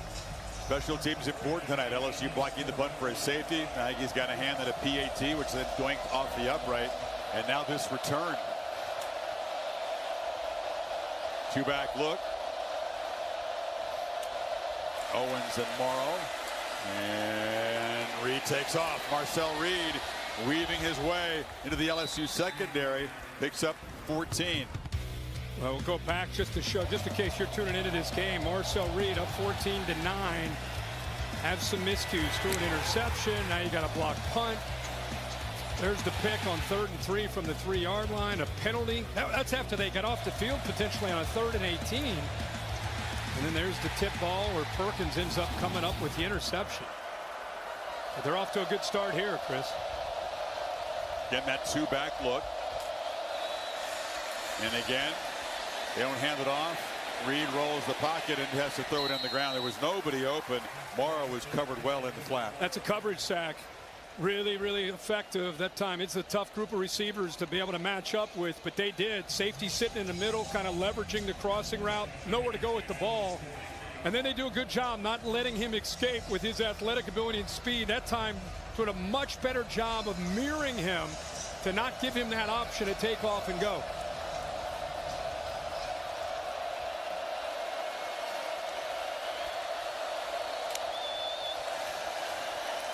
Keeps it again. Reed has the edge, makes a cut, takes a big shot inside the 35 from Jack Pyburn, just short of the marker. It'll be 3rd and 1. Now this is the read. If you're the quarterback, you want to look at Pyburn. Is he collapsing down or is he sticking? He's kind of in that gray area, but Marcel Reed has such confidence in his legs. He pulled it out of there, trying to get him to declare down. Now it's a foot race to get to the edge. He's able to get around 44 and get upfield with some good blocks on the perimeter. Pyburn had him around the waist. It was Cooley who delivered the big shot. Owens is the back on 3rd and 1. Handoff up the middle, and they do move the sticks. Holly? Well, they want to be smart about how much they're running Marcel Reed. You're seeing him use his legs a lot tonight. He is a very slender build. He told us he weighed in on Thursday at 181 pounds. He said sometimes during the course of a game, he'll lose 7 or 8 pounds because of the sweat. And so they've got to be smart so he's not out here taking too many big blows. Yeah, he's lean, but he's strong. 400-pound squat guy. Been a big focus of his since he left high school to get stronger. He's got a lighter frame, but able to put some weight on. Added some muscle in the offseason. Turning the corner is Owens, and he's tackled after ripping off a 9-yard play. That kick return set him up, and this Aggie offense kind of regaining momentum now. Colin Klein has done a really nice job throughout this night of maintaining balance. He knows he's got a quarterback that can run. Haven't really relied on that unless it's been a scramble, but 18 runs, 19 passes. That's what makes this offense good. You commit to the run, they're going to throw it. You stay back, they got the ability to win the line of scrimmage and run. Been a very solid offensive line. Guys who are experienced in the program. End around. Craver. Just able to tackle him at the 11-yard line after a 10-yard gain. working the body, kind of like body blows in the interior between the tackles. And then you go jet sweep, and instead of the big backs, you're able to get Craver out in space. And, you know, he brings the toughness. Really, both these receivers, Concepcion and Craver, they fit the culture of being portal guys. They bring a little toughness on the edge. That's not a good sign. No, that's Delane. Sir Delane, one of the best players on this defense. The corner went down. He's not a guy that you'd present as injured when you're not actually injured. And to have that happen, Texas A&M, there was a fine actually given, but he's the guy you want on the field. You don't want him out there for one snap, especially when the Aggies are threatening.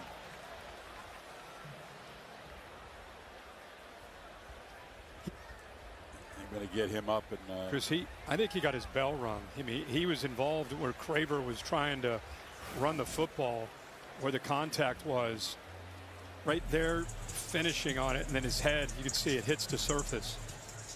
So with the corner out of the game, we'll step aside. First down for the Aggies coming up.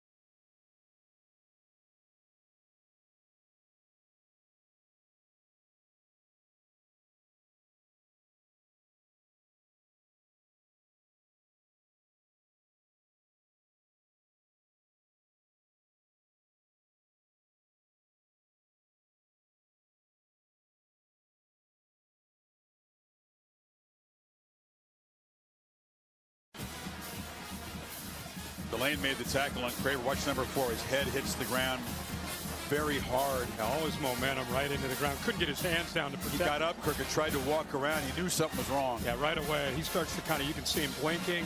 Things are a little bit blurry. Not feeling it, so he ends up taking a knee. So that's very serious. He's in the tent and out of the tent, so that's good news. They did assess a timeout to LSU in that play. The ball was spotted before Delane went down. That's not really the intent of the emphasis of that rule.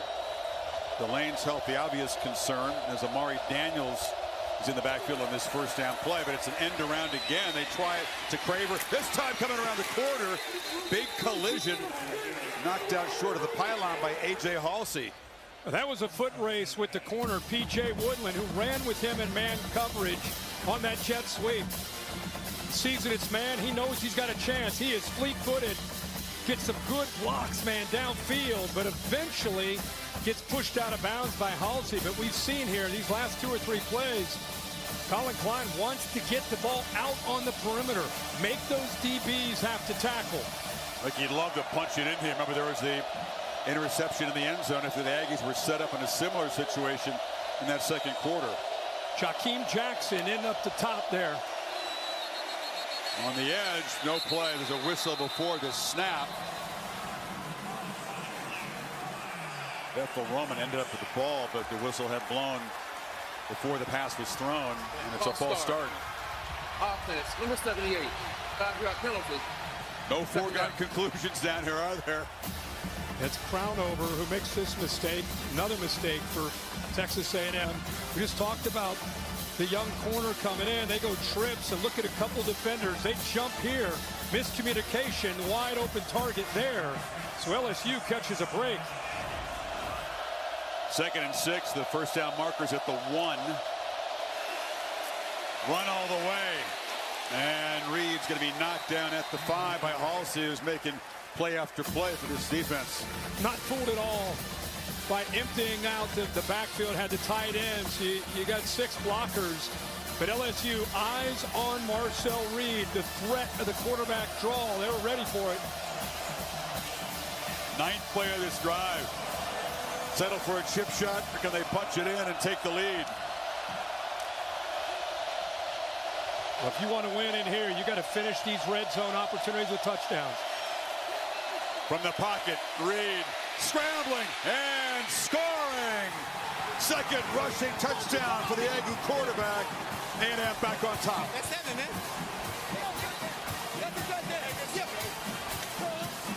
Tell Harold Perkins is sitting in there at linebacker, and he's got to spy Marcel Reed. Everybody in this stadium, everybody watching at home, you and I talking here, it's like, okay, they're going to either throw it or Marcel Reed's going to scramble.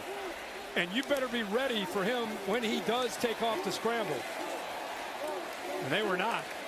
He's played a variety of positions. They had him at the star. They thought it was a good spot for him, but after the Vanderbilt loss, moved him back to weak side linebacker. Perkins flag out on the PAT. Bond knocked him through. It's going to be offsides on LSU, so they can decline it, and the lead will be 3. Outside. Number 0 of the defense. That penalty is declined. The try is good. Well, A&M responds. Let's look at this big play. And this is what you have to be able to eliminate, is the threat of the quarterback run. Watch Perkins get depth. Look at his eyes aren't even on Marcel Reed. You see a couple receivers together. That's kind of a blunder. But now there's nowhere to go with the football. So what is he going to do? Of course he's going to trust his feet. They never really let him down. He sees an opening. Nobody accounting for him until it's too late by 7 and white. That's a touchdown. If his job was to be the spy, it was the worst spy ever. Yeah, right. He was, as you said, peeking inside and then retreated into the end zone. Yeah, in his eyes, he's looking at crossing routes. He's not even really thinking at all. That's not James Bond level spy. No. But Marcel Reed, great poise on that 9-play, 56-yard drive to get this second half started. Zirkle to boot it away. It's going to be Brown from the 4. Darian Brown spinning free, finally knocked down about the 23. Holly? Well, Coach Kelly told me that Barry and Brown, that big completion in the first half, has really opened up their offense. Because they have to protect downfield, now they're able to run the football a little bit better. Also, Garrett Nussmeier, we saw him get a little bit more injured in the first half. That left ab injury just below his belly button. They are able to do some things at halftime to help him. Some topical numbing cream, put some more padding on, massage. But Coach Kelly said it best. He's our guy. If we have to put him together with glue or tape, we're going to do it because he wants to be out there. He's so tough. Oh, there's no shortage of want to or toughness. You have to see how he throws the ball, though, Kirk. If he's re-aggravated that ab injury, that can affect your velocity and your accuracy. Barry for 3. Boy, LSU fans have to be thinking, are you serious with Marcel Reed? Last year he ran for 3 touchdowns, didn't have an answer for him when he's using his feet. Tonight, leading the Aggies in rushing, averaging almost 10 yards a carry with 2 touchdowns. Different kind of runs, right? Last year was the zone read. It was more design. This time it's kind of freelance. Yeah, this time it's more backyard ball, just creating a lot of times on 3rd down.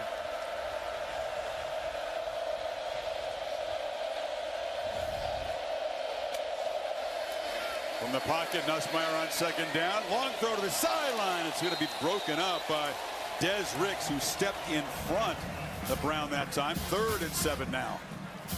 I think Brown did a nice job of selling it. It's up at the top like he's going vertical. He's going to go by and puts his brakes on, but good job of reacting by Des Ricks, who's out there on that island. Looks like he may have had that right hand just on the ball to keep it away from Brown. Well, those coaches love those corners that have long arms like Ricks does. And they protect Nussmeier.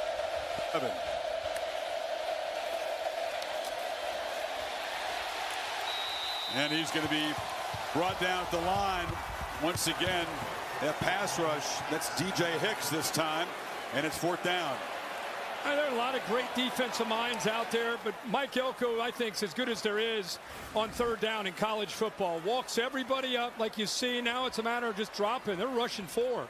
But the offensive line with 2 freshmen at tackle, they're completely confused. It's not one guy. It's the entire pocket collapses on top of Nussmeier. They're now 0 for 6 on 3rd down against Elko. And no surprise, they've been tough all year. Chadwick with a big boot. Concepcion backed up all the way to the 23 and breaks free. Look out. KC Concepcion still running. They're not going to catch him. KC Concepcion. Touchdown, A&M, 79 yards.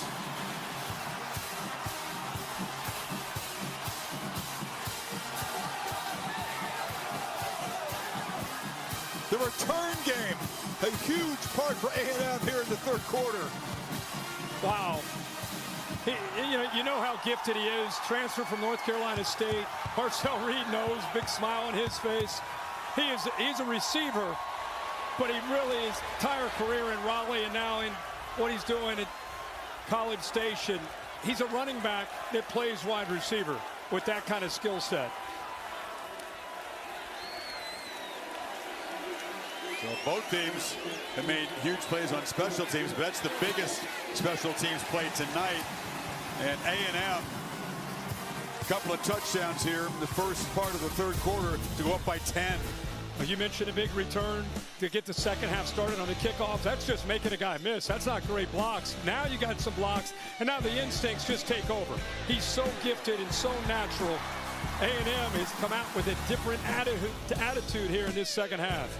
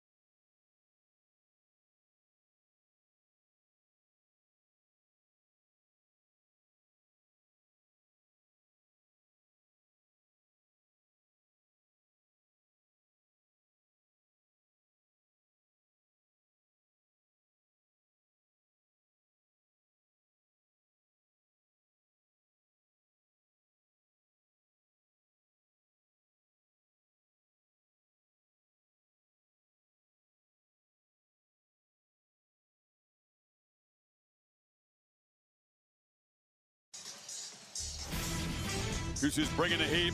Brought to you by Sonic, and it's KC Concepcion had a touchdown in his first game as an Aggie against UT San Antonio. This one much more important. Yeah, a couple of tackles he's able to break, but like I said, he's so close to that sideline and so comfortable with the football in his hands, always has been. See the reactions from LSU. Brian Kelly throwing the headset, just furious. A&M return yards tonight. Think of this. He is a bad man. He sure is. A&M return yards, 161. LSU total offense, 185. Talked about the connection Holly did between Reed and Concepcion. Each of them had 2 touchdowns tonight. LSU with Barry and Brown dancing around. A flag comes in as he's dropped at the 16. Suddenly, Kirk, this is a 10-point deficit for an offense that has struggled frequently this year to create big plays. It's going to be a holding, so it'll be half the distance.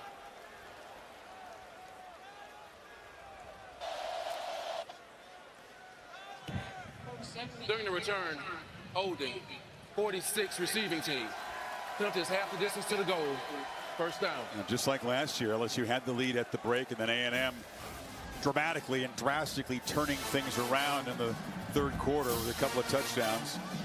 There's the hold right there, right in front of us. Kylan Singleton, backup linebacker. Well, great teams, they respond to adversity. We've seen A&M respond, and that first half got away from them. LSU, things looking a little bleak. Now the holding call moves them back all the way to the 7-yard line. How are they going to respond? Great teams respond. Nussmeier, high throw, and catch made. Tackle immediately made by Ricks. Get into these conference games, especially late October into November. There's injuries, there's momentum swings. It's the team that just kind of keeps their head steady and keeps grinding through those tough times. It's usually going to be the team that wins. Of course, A&M, one remaining undefeated team in the SEC. LSU with a couple of losses, 2-2 in the conference, cannot afford a third. Pitch incomplete on the sidelines, Kirk. So there's urgency in this game, but also urgency with all the hopes and dreams and goals of this football team. Preseason top 10 team. Yeah. And this is it for them, too. If you're thinking about those big dreams, this is Anderson trying to did he get a foot down?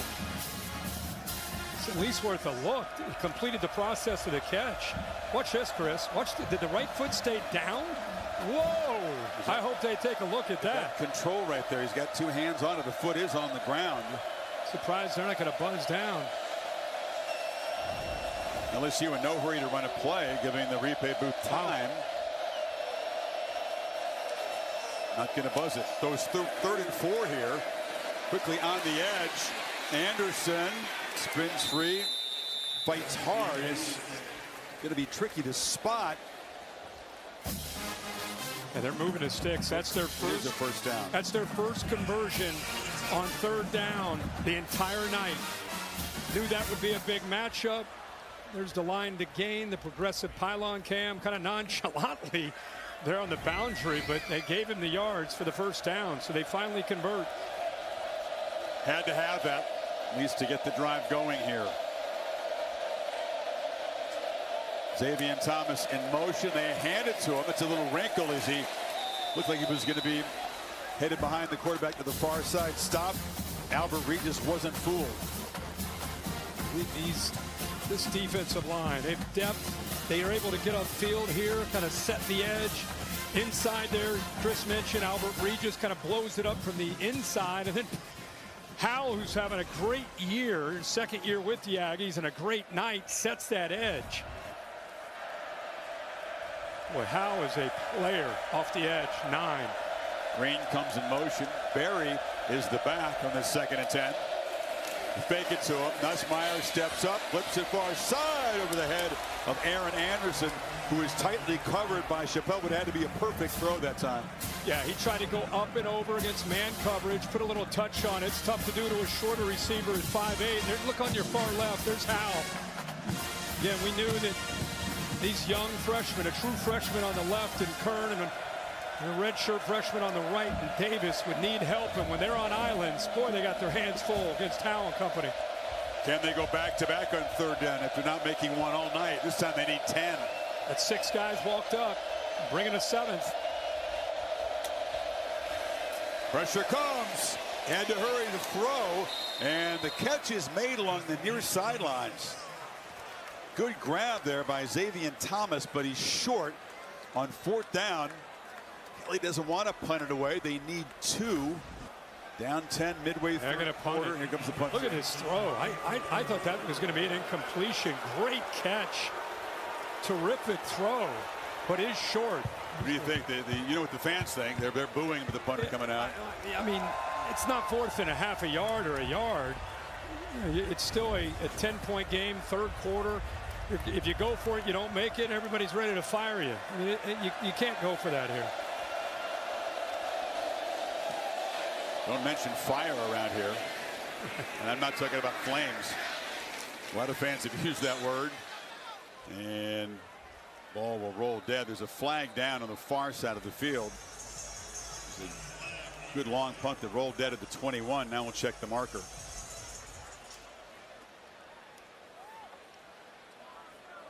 Illegal formation, kicking team, more than 4 in the backfield, 5-yard penalty, 4th down.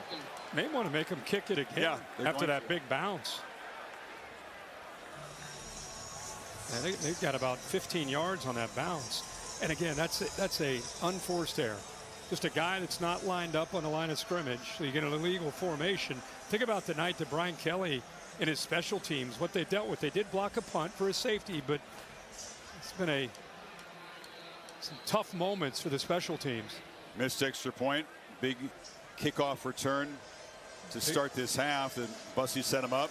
Punt return for the punt return by Concepcion. So it's been special teams issues piling up rapidly. Bussy is back deep. This kick is not nearly as good. And it's off his chest. Scramble for it. A&M says they retain possession. Kind of came up on this very short high punt, bounced right off the numbers. Looks like Bravian Rogers for the Aggies may have made them the saving recovery. Still trying to unpile. Yeah, there were 2 guys that had the ball simultaneously. And you got both sides saying, we got it. Some serious lobbying. Pyburn and Bethel Rowan having some fun. That's just one of those where you're just wrestling underneath the pile. James Carter trying to sort things out. Texas A&M. So A&M does avoid the muff punt there. And LSU, remember that ball rolled dead down at the 21-yard line. That 5-yard penalty is going to make about a 30-yard difference in field position. Aggies back to work, up 10.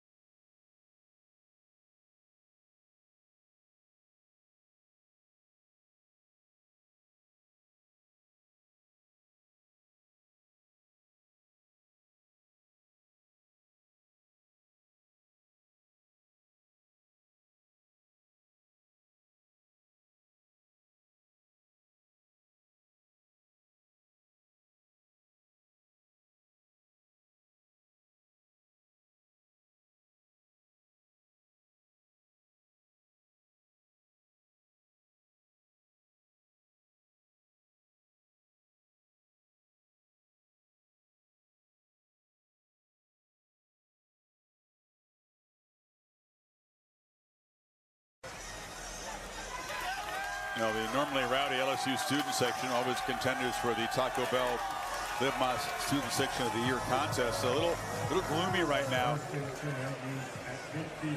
This is a make or break moment for LSU and their defense with A&M starting in midfield. Cannot afford to get down 17. Already 2 touchdowns by the Aggies here in the third quarter. Reed looking for more. Takes off. Look, he's great from the pocket and all that. He's improved as a passer. He wants that to be his calling card. But when things break down, he says he also loves his backyard football. I'm not comparing him to Lamar Jackson. I'm just saying that the stop and go. You know, he's a great basketball player. We talked with him this week. I've known him since elementary school. He's a great baseball player, too. But he has that. His favorite sport is basketball. He has that point guard kind of feel when he steps up, climbs the pocket, and he's making people miss. He's just so at ease with that part of his game. We were asking him, do you think he could score for the Aggies basketball team? Oh, yeah. I think I get 12, 14 a game as a point guard. A lot of football players think they can hoop. Yeah, he went to Montgomery Bell Academy where my boys went, and he was one of these guys that as a freshman, he was dominating. He's a point guard, but he can really shoot. And you know, the vision on the basketball floor really helps you out, I think, as a quarterback. But right there, that's what he's doing tonight. You know, that crossover, that shake and bake, making people miss, whether it's basketball as a point guard on the break or playing quarterback. It's the same thing. Need 2 on third down. Owens. Flag comes in. Plenty of yards for the first down inside the 35, but that's in the area where you suggest it's holding. Actually, it's being signaled holding against LSU's defense as Owens limps off. During the run, holding. Defense, number 88. It's a 10-yard penalty from the end of the run. Automatic first down. Gooden was fighting through a double team, and in the process of that, grabbing on to an A&M offensive lineman. His coach talking to KC Concepcion, making sure he's good to go. Went into the medical tent after that punt return for a touchdown, which is why Bussey was out there for that last return, which he muffed. And remember, Le'Veon Moss obviously out. Oh, he stepped right there on KC Concepcion and then went down himself. Concepcion has the ankle check. Morrow houses it. Aggies pulling away, 24-yard touchdown. And A&M, just like last year, dominating Kelly's team after the break. Yeah, sometimes in man-to-man coverage, we always think about the receivers and the corners. I think A&M and Colin Klein, they came into this game knowing that they could attack LSU in the interior in man coverage. Blake Baker plays a lot of man. He leaves his linebackers out there, whether it's Perkins or Whit Weeks. That time they got him isolated, and that is now 21 unanswered points if they hit this extra point. 21 points in 11 minutes here in the third quarter. You said it was a little gloomy coming in, some pessimism on the fan base, and now, Kirk, we're noticing a few empties over there on the far sideline. Yeah, it's increased now. Watch Morrow. He was a very natural receiver, and there's just no coverage. There's nobody out there. You know, I don't know if LSU got confused. You did have another jet motion to affect the eyes, a little eye candy, but he's out there, and linemen have no one to block. Forget about tackling him. The linemen have no one to block until Perkins comes over late. So Reed is now thrown for 2, run for 2. Just can't help about Brian Kelly telling us on our Zoom this week, we were too tentative against Vandy. You know, we challenged our guys this week. Turn it loose. Play free. Play nasty. Those some scuffles on the practice field. He liked what he saw. They were showing that aggressiveness, that nasty edge. And they did have a 4-point lead at halftime, but look at their turn it to back. Whit Weeks, who's not playing tonight. He's seen enough. He wants them to compete. Just compete. Let's go. Stands are empty in here. It's very strange. Yeah, he said the blanking embarrassing. You could see what he said to his teammates there. Well, the Allstate bus. Sam piloting things here to Baton Rouge. It's the Allstate good hands play. Well, let's talk about the last 11 minutes. Texas A&M. They really responded. Marcel Reed with a good scramble for a touchdown.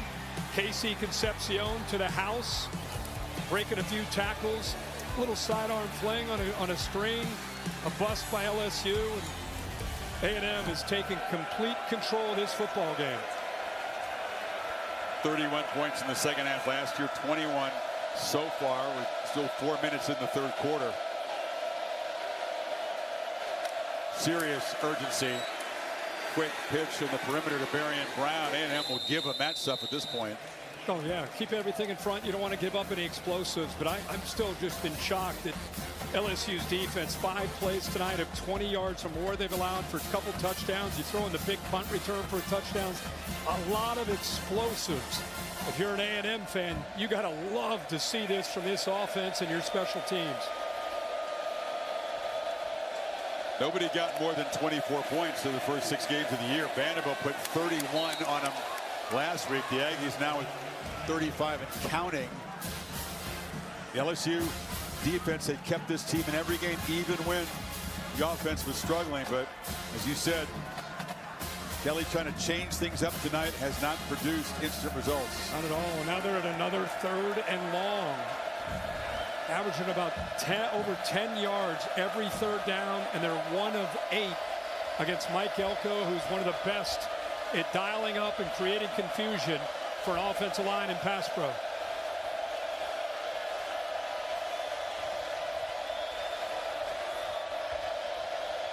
Showing pressure. They bring it, and Green, the target there, tackled immediately by Scooby Williams, who's been getting healthy, rejoining the A&M defense the last couple of weeks, and his 4th down. So they walk 8 guys up, and you know they show this sometimes that they'll bring it, but you get a motion and watch. Look at the eyes already. He's already locked in. I got him.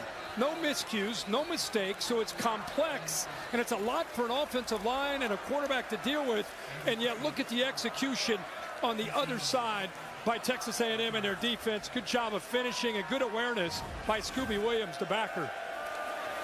Now they're booing, and there's also some chanting we could hear as Concepcion is back in the game, fields the punt again. Look out, Casey Concepcion dancing and weaving, still going.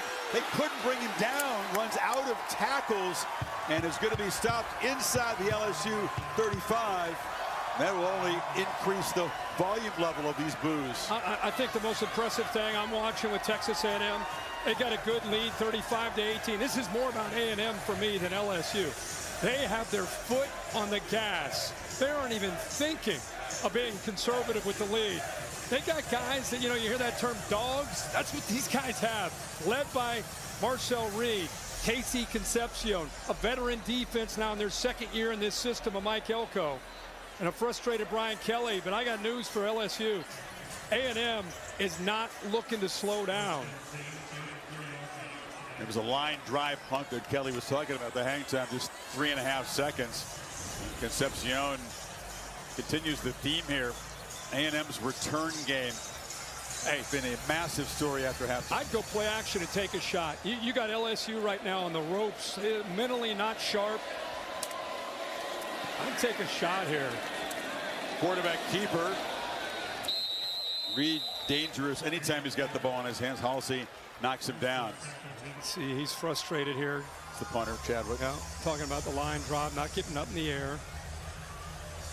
Well, the tackling was a bigger issue, too. Yes, it was a low kick, but they had 4 or 5 chances to tackle him. Yeah, really on both his big returns. He's a tough physical runner, low center of gravity, tough to bring down.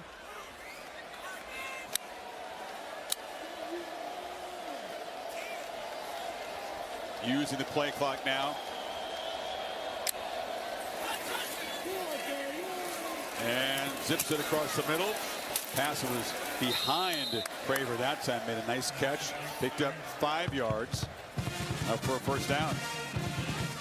Kind of a deja vu for A&M. Marcel Reed comfortable, plenty of time to be able to make a good read. You remember last year, A&M outscored LSU 31-6 in the second half. Yep. Tonight so far, 21-0. That's 52-6. In the last 3 quarters, or 2.5 quarters, almost 3. 14 second half yards for the LSU offense. Daniels, quick burst down to the 15. This is kind of not an electric play. You said go for the jugular. They may do so, but they're doing it methodically here, using up clock. LSU came in tonight 5-2. You see it at bottom right, 2-2 in conference play. And with a new 12-team playoff, as frustrated as they were about losing to Vandy, it was still in front of them. Still an opportunity to rally, get them to believe. And now you're down 35-18 to a quarterback and an offense that's in control of this game. Handoff. Daniels around the left side, knocked out of bounds at the 2-yard line.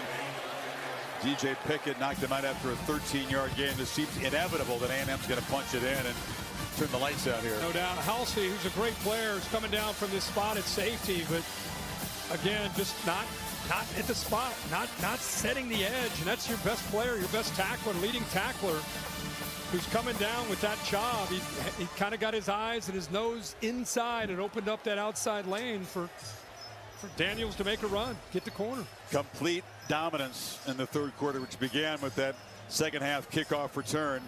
3 touchdowns for the Aggies. They're on the doorstep for a fourth, with the fourth quarter coming up. Back after this message, and we're from your local ABC stations. You're watching the SEC on ABC.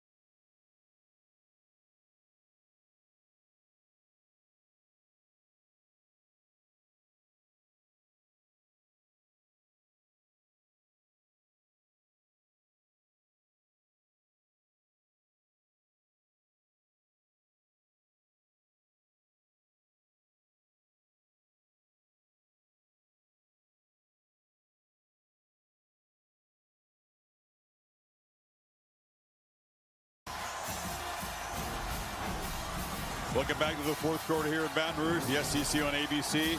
Aggies have taken over. You don't see that. That's the fight. Texas Aggie band down there waving the towels. Fans all over this place. beginning to become more obvious because the LSU fans have headed home, some of them. It's an LSU team at night, 20-1 under Brian Kelly, Tiger Stadium, about to be 20-2. 1994, the last time A&M won in this place. That was the last time they also started 7-0. Well, this team feels different. They have all year. You and I have seen the best of the best this year. These guys can play with anybody in the country. E.J. Smith down near the goal line, spotted short. Alabama and A&M still undefeated in conference play. The Aggies, the last undefeated team in the SEC. They have the looks of a team that's not going to lose anytime soon. No, and again, I got to just talk about the intangibles of this team that Marcel Reed brings to this offense. A veteran offensive line. Concepcion comes over. Craver. They're very focused. They have intention. Every little detail, they're locked in. They're not even concerned about the score. It's a veteran team. Tight ends shifting around. And they hand it off to one of them in the backfield. Flag is down. Borkature, the tight end there, took the handoff, and he was excited about scoring as a running back. See if they're going to get backed up 5. Or did LSU line up offside? Yeah, lined up in the neutral zone. How many guys are out there? That's a lot of guys. There are 2 fouls on the defense. Both will be declined. Offside, number 88 defense. Illegal substitution, 12 players in the formation against the defense. Both of those fouls are declined. The result of the play was a touchdown. It's like what else? Remember we talked about unforced errors? You know, the illegal formation, 12 men on the field, miscommunication. Blake Baker giving the explanation. So they had 12 guys out there. They lined up in the neutral zone, and they gave up a touchdown to a tight end who just went diving over like a fullback. The Sonis 71, 29th start. You see that good block there. Eye candy with the motion. Colin Klein, the play caller, has had a heck of a night himself. Texas A&M with the flex here in Baton Rouge tonight. Headed for 8-0. And they bleed clean all the way to the SEC championship game. Maybe we'll talk about that.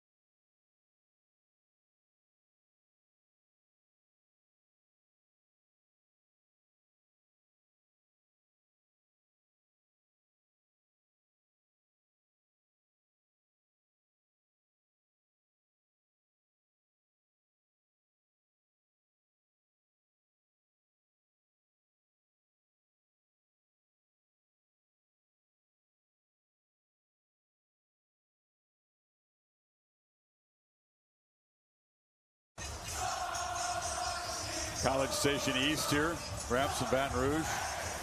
Aggies doing their thing. Swang at the end of the third quarter. LSU doing their thing there in the middle, too. What did Johnny Manziel say in our tease before? We know all about Death Valley at night. We're going to come there and make it our house. Absolutely. Johnny, I know all the Ags proud of this effort tonight. Check in with Kevin Nagandi.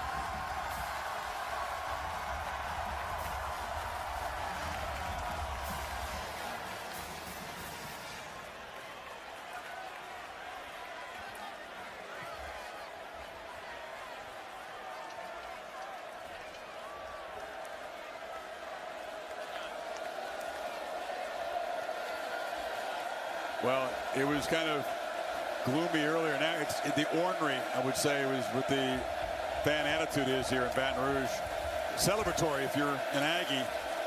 Nussmeier on the move, on the run, hits Aaron Anderson, who scoots out. Big gain near midfield, got 22. They're able to get him out away from the pressure. He's been harassed most of the night, whether it's been third down creativity of Mike Elko and Jay Bateman, the defensive coordinator, are just winning. Just winning with 4. The time rolled him away and got the first down. Tried to find Anson on the slant. He was very well covered. This Texas A&M team, man, people need to start talking more about them, not just in the SEC, but on a national. What impresses you most? I think they sent a message. The execution coming into this environment, but Mike Elko has a veteran, crusty, focused, determined team. Both sides of the ball, special teams, good leadership.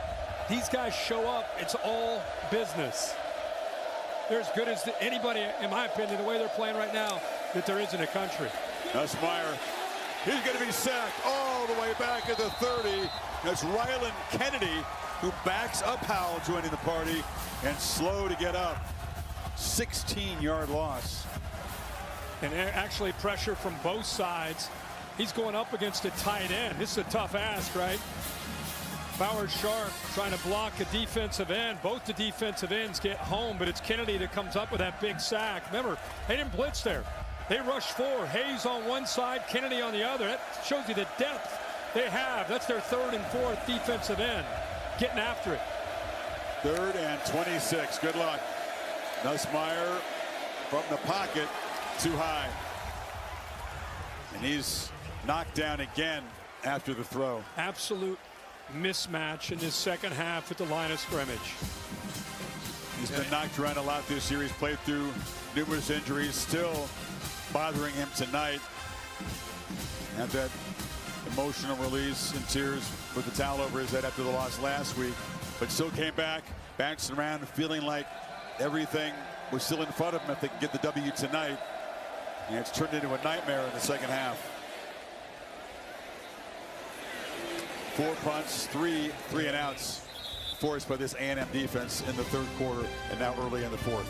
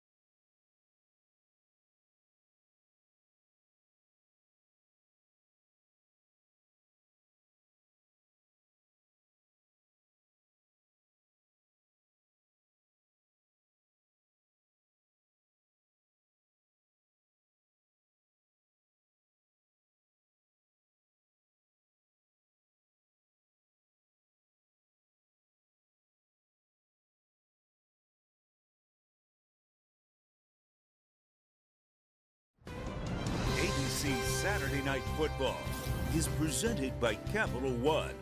What's in your wallet?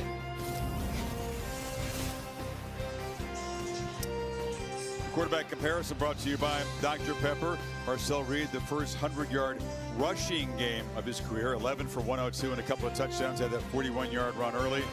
As a passer, 12 of 21. Did have the 2 interceptions, but bounced back from that. 2 touchdowns. And Nussmeier has battled. He's been beaten up, knocked down a lot, sacked 4 times now. They just haven't been able to keep pace with the Aggies after the break.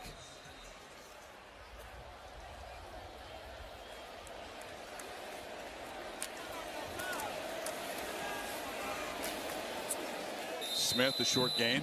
You know, Texas A&M, if you go back to last season, Marcel Reed really showed what he could do with his legs against this LSU defense, and what he's been able to do tonight. It hasn't been the way last year went with the zone read design QB stuff. This has been a lot of him taking off and going and challenging the defense and eye discipline on that second and third level and making people miss. Look at that, 40. Going back to last year, 40 or more in 4 straight road games, longest streak in school history. To your point, Kirk, 67 those 102 rushing yards have been on scrambles, so not design runs at all. Smith inside. It's going to be the 4th consecutive game where LSU's given up huge rushing yards to a quarterback. Holly? Well, Marcel Reed has so much charisma. His offensive coordinator, Colin Klein, said he's infectious the way he impacts our team. They spent a lot of time in the offseason tweaking what they do offensively to match his skill set. He said, don't let his happy-go-luckiness fool you. This young man has depth. He comes into my office 2 times a week for extra film study with me. He is deep. He's competitive. He thinks the game because of his father's long coaching, and this is a really locked-in, dialed-in young man who has that riz, as the kids love to call it. The charisma is infectious. He does. On 3rd down, he's going to keep it, and he's going to be tackled short of the 1st down. Play made on the edge by Jamari Butler. 4th down now. Yeah, again, I used to, you know, my kids went to elementary school with this guy. I'd go to the pickup line after school, and he was just a guy that had that personality. It wasn't just he's got skill. It's what Holly's talking about, and it's both his parents, by the way. His dad's a football coach. His mom runs the show. And so I think it's a mixture of mom and dad, but his composure, what I keep bragging about with this A&M team is the focus, the seriousness, the urgency, and the intangibles that they have as a team. And 10, I think, really helped set the tone with his approach. You know, the play clock was going to expire before the punt from Tyler White, whose only previous punt tonight was blocked through the end zone for a safety. There he is, still talking. You got this big lead. He's still communicating. I definitely need to talk about Mike Elko, because we're talking a lot about these players, and we should, but it's a guy in his 2nd year that's really changed the culture for the better with accountability, work ethic, all the stuff that you talk about and hope to have. They have it. And after this big win on the road against a top 20 team, look at this. They go to Missouri. Missouri just, their quarterback's down with an injury. That's a different game on the road. South Carolina having a tough year. That's at home. Not sure who that one is. That would be Samford. Okay, whatever. And then you got Texas. And then you go to Texas in a rivalry game on Black Friday. So they're going to be heavily favored. That 36 needs to be looked at. I don't know if I agree with that. Home or away. I would agree. Texas very, very lucky to escape Starkville with a victory. I like their chances against Sam, though. In that I had nothing for Sam. I got everything else. I got nothing on Sam. That's the virtual bye week in the SEC when they all just take a timeout. I was like, I was good. Sam. He's good. Sober. He's really good. Yeah, he is. Take a break. What do you have for us?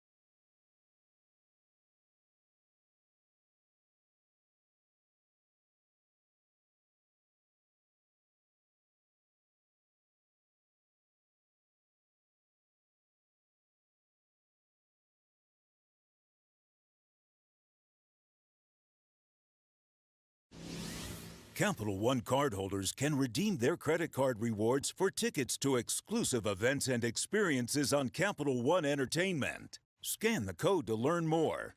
Capital One, what's in your wallet? But 10.5 to play here in Baton Rouge. The Aggies, they can win a low-score grinder if they have to. Did it against Auburn. They can also win shootouts. Won a couple of shootouts this year over Notre Dame and last week against Arkansas. And now this is just a rout. But they're routinely putting 40+ on the board in the road.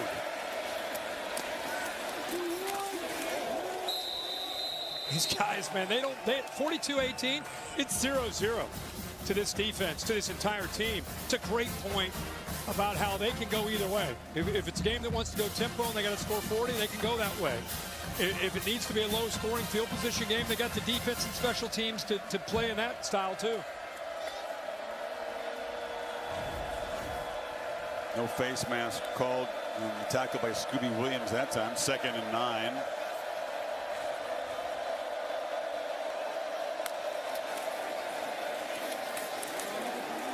I agree. These guys are the game is salted away, but they're playing hard down. When teams get a lead, I feel like you look how they're paying attention on the sideline. Like, these are the cool things to watch when a team's up 42-18. Easily can be over there clowning around, acting just like thinking about whatever. Did you see me in that second quarter? These dudes are completely locked in on what's going on the field and on the sideline. Culture, Mike Elko.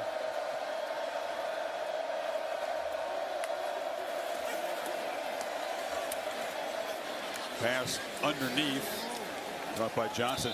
You're right, a lot of teams have over there high-fiving their fans because the Aggie fans have moved down behind their bench or taunting LSU fans. Taunting, looking up, maybe finding your parents or whatever. You could be easily distracted, but it's just not the case. And again, we've got to give Mike Elko a lot of credit, but also the leadership of the players. They really set the tone.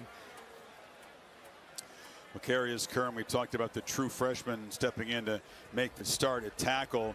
It's been a tough night again for that O-line, and he is now being looked at by the athletic trainers. The Aggie defense has really stepped up after halftime. This was an early sack by Howell, sending a message. Well, it's been an entire group here. The backup, right? This Rylan Kennedy that's able to get in there, giving them some different looks. Done a nice job of confusing that offensive line. They've brought some pressure, disguised some pressure. They've rushed 4 times. It's been really a mixed look like you'd expect, and very, very successful, obviously, here in the second half. Absolutely nothing after halftime for the LSU offense. Holly? Well, Cassius Howell has been a game wrecker tonight. You've seen him all over, like you guys were just talking about.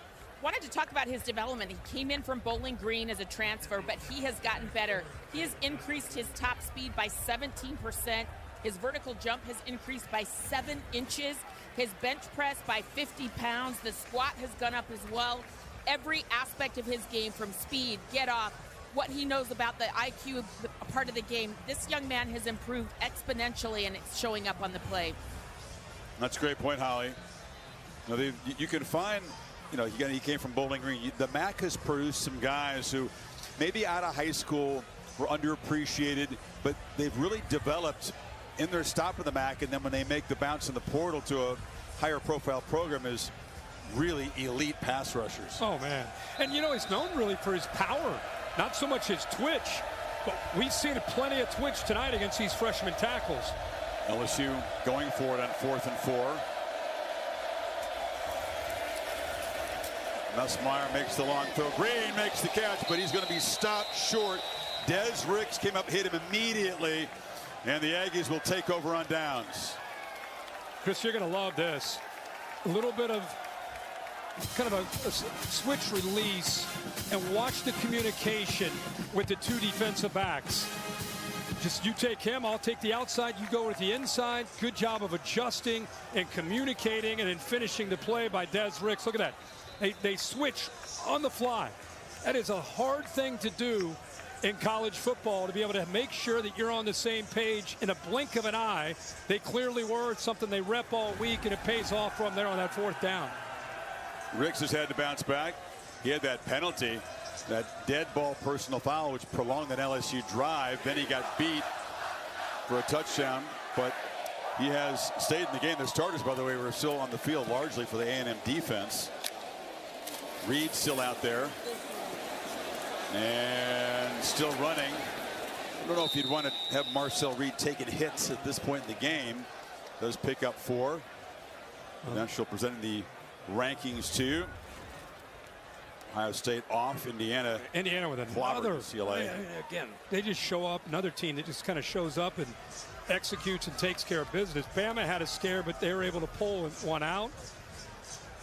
Ole Miss in a competitive game, really in control most of that game on the road in Norman. Georgia Tech challenged early, but stayed undefeated.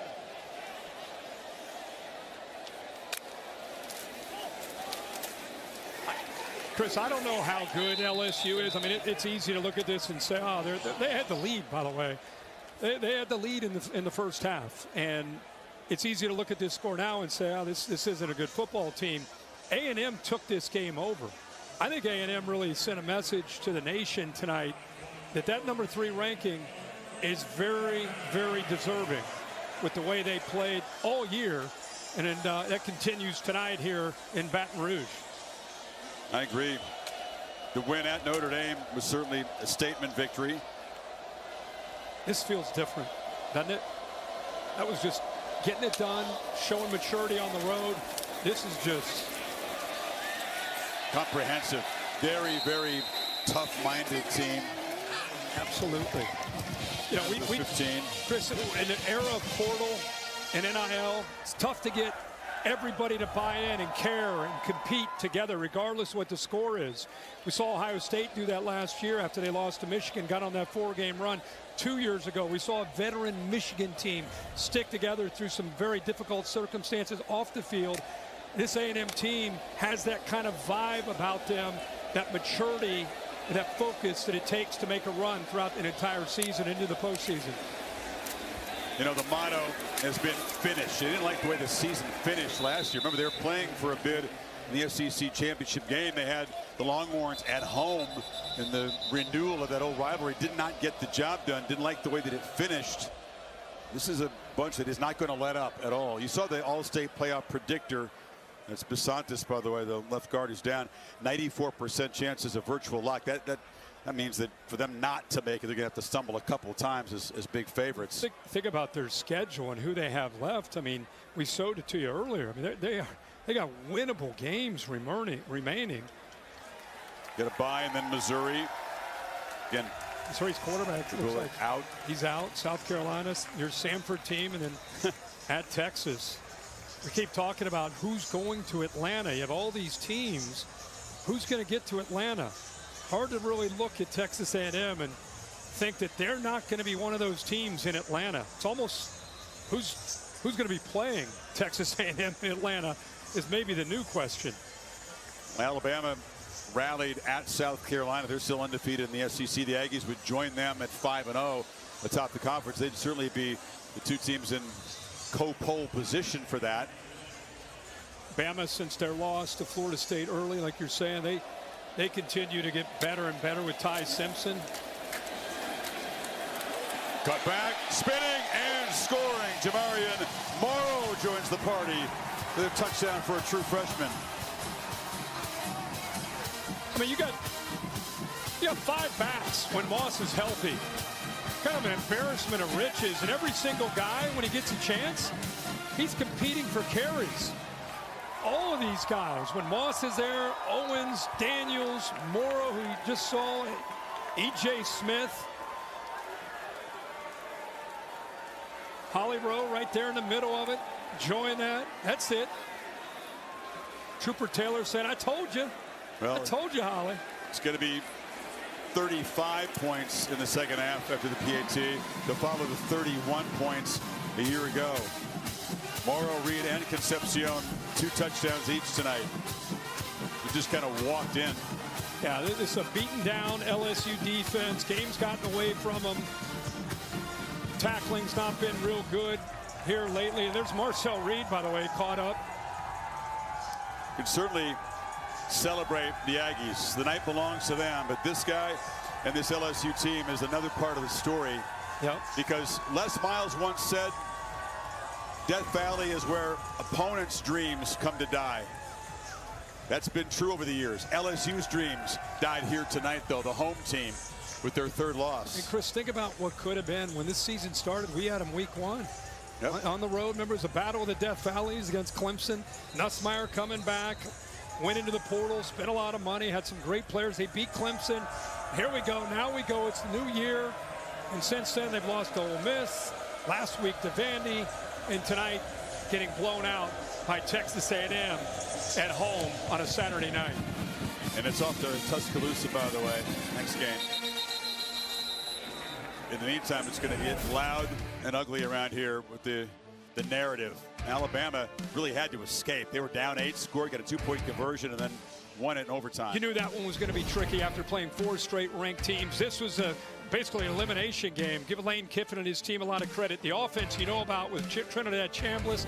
The defense with Pete Golding made some critical plays against John Mateer. And what a day in Nashville. Started with game day. They had their hands full against a good Mizzou team, but they get it done in Texas. What a story, right? Yeah, Ryan Niblett had a punt return in Red River, had a 79-yarder to basically get it even, and then they won it in overtime. Arch Manning left the game hurt in OT. We'll have to see what the severity of that is. I don't think it's too bad.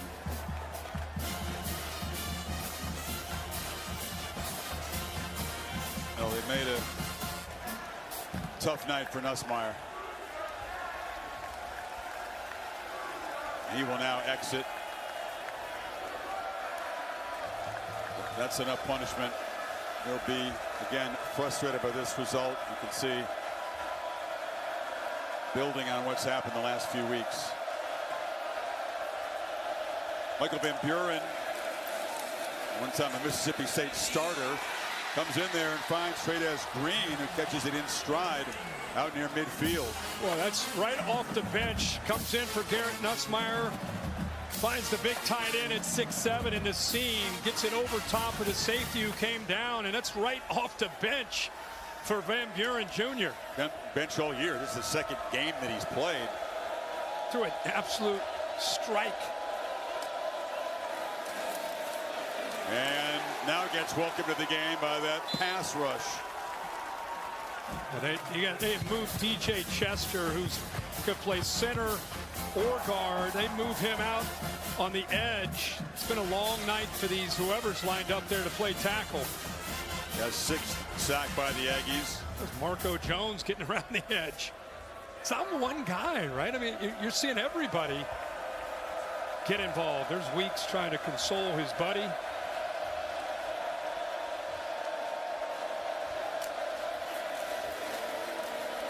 Van Buren on the move, zips it across the middle, and the catch is made by Hilton.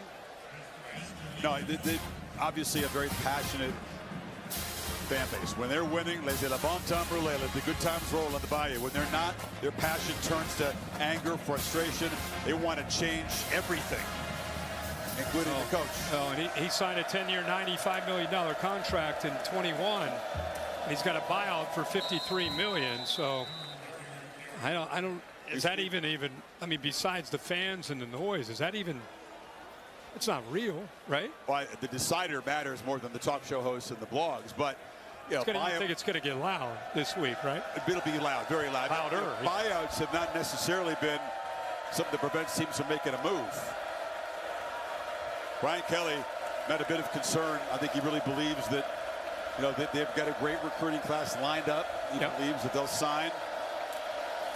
The real weakness of this team, one particular area, is kind of an important one. The offensive line is what's held them back more than anything. And then the defense. I think the defense, when we had them week one, there was so much talk about they went into the portal and got some defensive ends. They're going to rush the quarterback. You got a better secondary. And, they've had some injuries, but it just, some of those big name defensive end portal guys just haven't been able to step up the way they had hoped. And there's who they still have to play. Long way to go. None of those SEC games are going to be easy, to say the least. Arkansas comes here. You got Tuscaloosa. They got to go to Norman in the finale. You get picked preseason top 10. They were much more highly regarded than the Aggies were in this conference preseason. A&M was basically considered by the pundits and the magazines, all that stuff, middle of the pack in the SEC. Instead, they're sitting atop the heap.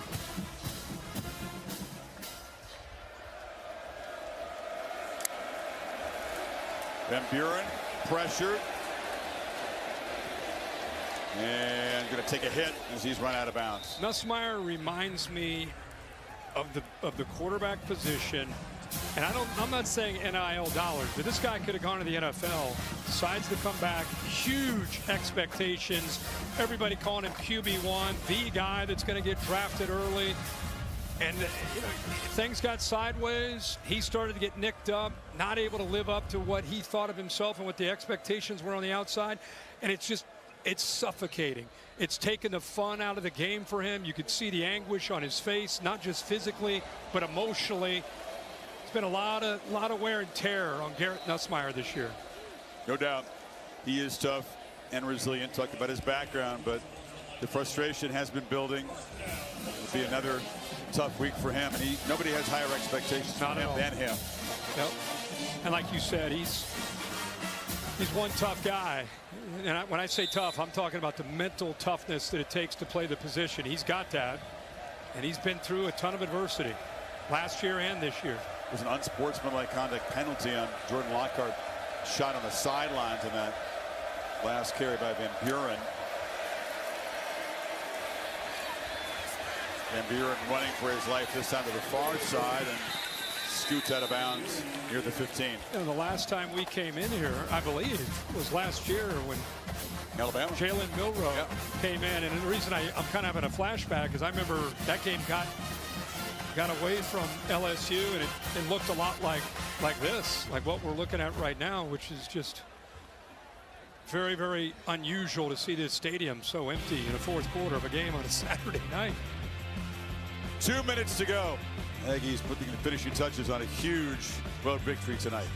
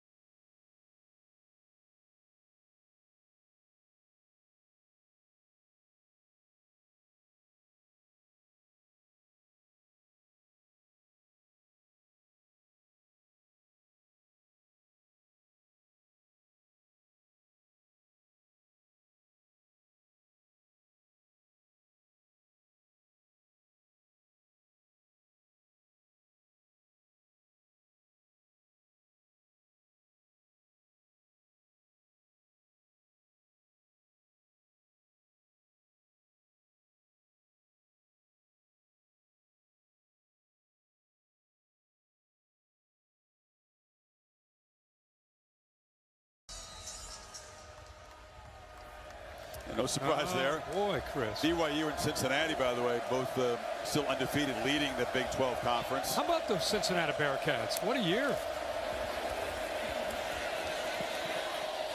Van Buren, well, he's come in, and now he's taking the punishment from these Aggies who are still playing hard on defense. So, again, that's the personality. These backup guys get a chance. You got to live up to the culture of what Mike Elko and this staff has created. They got to grind away now. They're going to be patted on the back, just like all teams are these days that are really successful. And you're a lock. I saw it on ESPN. You're a lock for the playoff. Now the battle is to focus Missouri on the road. I feel like there's enough maturity on this team. They've been through enough bad that I think that can help keep them focused. And Marcel Reed, keep talking about him, and he's over there on the sideline. We have cameras on him. He's talking to every person over there. Whether you're a coach, a player, a starter, scout team guy, he encourages everybody.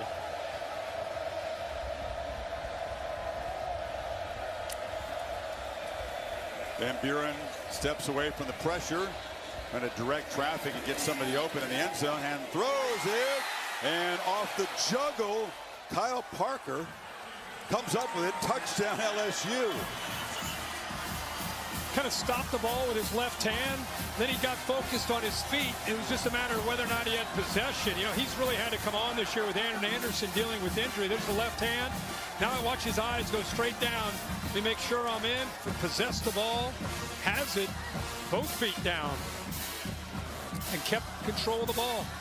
Final minute, and it's the first points for LSU after halftime.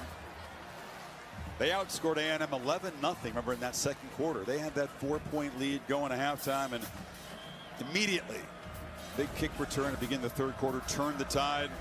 Concepcion, big punt return for a touchdown. The Aggie defense just suffocated LSU. Third quarter and most of the fourth here. How about Van Buren coming in and leading them down 3 of 4, 50 yards and a touchdown. 12-play, 75-yard touchdown drive.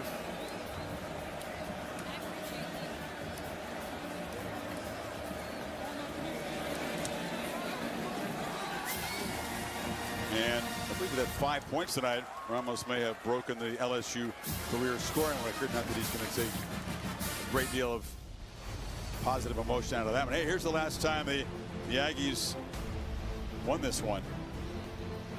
Pick six isn't good. No. But here comes. Bounce back. This is apparently out of producer Bill Bonnell's VHS machine. He saved it all these years. He brought it out from 1994. You know that guy, Leland McElroy. Remember him as a great return man, great running back? What else happened in 94? The Lion King came out. Man. Topped the box office. Friends debuted. Thursday night, you and I and Bear used to climb up there and watch those. They didn't have a World Series where there's a strike. There was no World Series. The SEC game moved to Atlanta for the first time. I think there was something else going on the West Coast out there in the LA freeways in '94. It was a big year. Was it a big year?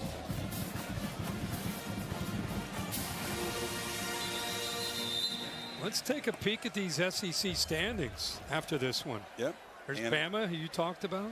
Georgia not far behind. They they take on Florida, the cocktail party in Jacksonville. Have you seen their schedule after winning today in Norman? Pretty favorable. Very favorable. Don't forget about Ole Miss. Vandy with a win today. Somehow Texas, surviving, only has one loss in the SEC. It's incredible. Feels like 8, the way that people have talked about them. So you'd have 6 teams either undefeated or with just a single loss at this point. Yeah. Deeply satisfying for Mike Elko. Second straight week that Brian Kelly will have lost to a guy who was at one point a defensive coordinator for him at Notre Dame. Clark Lee and now Elko. Miles O'Neill gets to take victory formation. Well, it's a good football team. It's going to be a lot of fun to watch them over the next few weeks. Hopefully they stay healthy. And it's going to be a lot of fun. They got some big matchups coming up if things go well. That's a playoff team right there.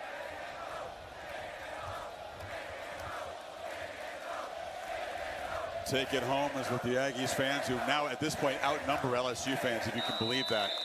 I would say far outnumber them. The Aggies come to Death Valley and pummel LSU to stay perfect on the season. 8-0, first time since 1992.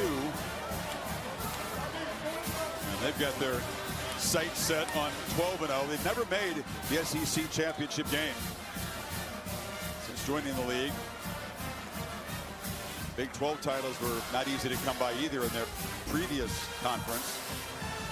They would be strongly favored to get to Atlanta this year.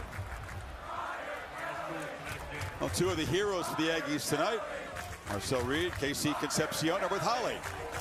Well, Marcel, you said you want all the smoke of a road game, that you live for moments like this. How did you get this stadium empty and quiet this crowd with your performance tonight? I mean, we just did what we practiced all week. You know, we knew that we were the better team all week. I mean, we got the guys, we got Casey over here, you know, who make plays every day. And, you know, we just went out there and executed the best of our ability. And, you know, cleared their stands. Our student section went all the way to theirs. Dude, it feels great to be a 12th man right now. For you, this is a new experience for you playing at Texas A&M this season. You guys have developed some beautiful chemistry. What's it like for you out there right now? I mean, it's just amazing, you know. It's just amazing, you know, to be out there with, you know, oh my God, you know, just out there having fun, you know, cheering for one another. So I mean, it's just an amazing feeling, you know. It's like no other feeling. Tell me about the punt return. That was an electric moment that changed this game. From your perspective, Marcel, because you were out there dancing with him. Start with you, and then let's get your perspective. I mean, it's always amazing when we can put points on the board and I don't have to go out there. So, I mean, I'm just watching this dude. I told him he's nice. I told this dude he was nice when he came to the sideline. I mean, I ain't seen that many punt returns in a season, like, from one of my teammates ever. So, like, just to see somebody who can make explosive plays like that is amazing to watch. Why are you so special out there? You know, I'm just blessed by God. You know, I caught the ball, and then, you know, I had acted like I was going to go out of bounds, and then I saw number 3 kind of let up a little bit, and then, you know, I just hit the sideline, and then, you know, I hit the burners. So, yeah. All right, well, thank you, guys. Go get that alma mater, son. Go sing that. Yeah, let's go.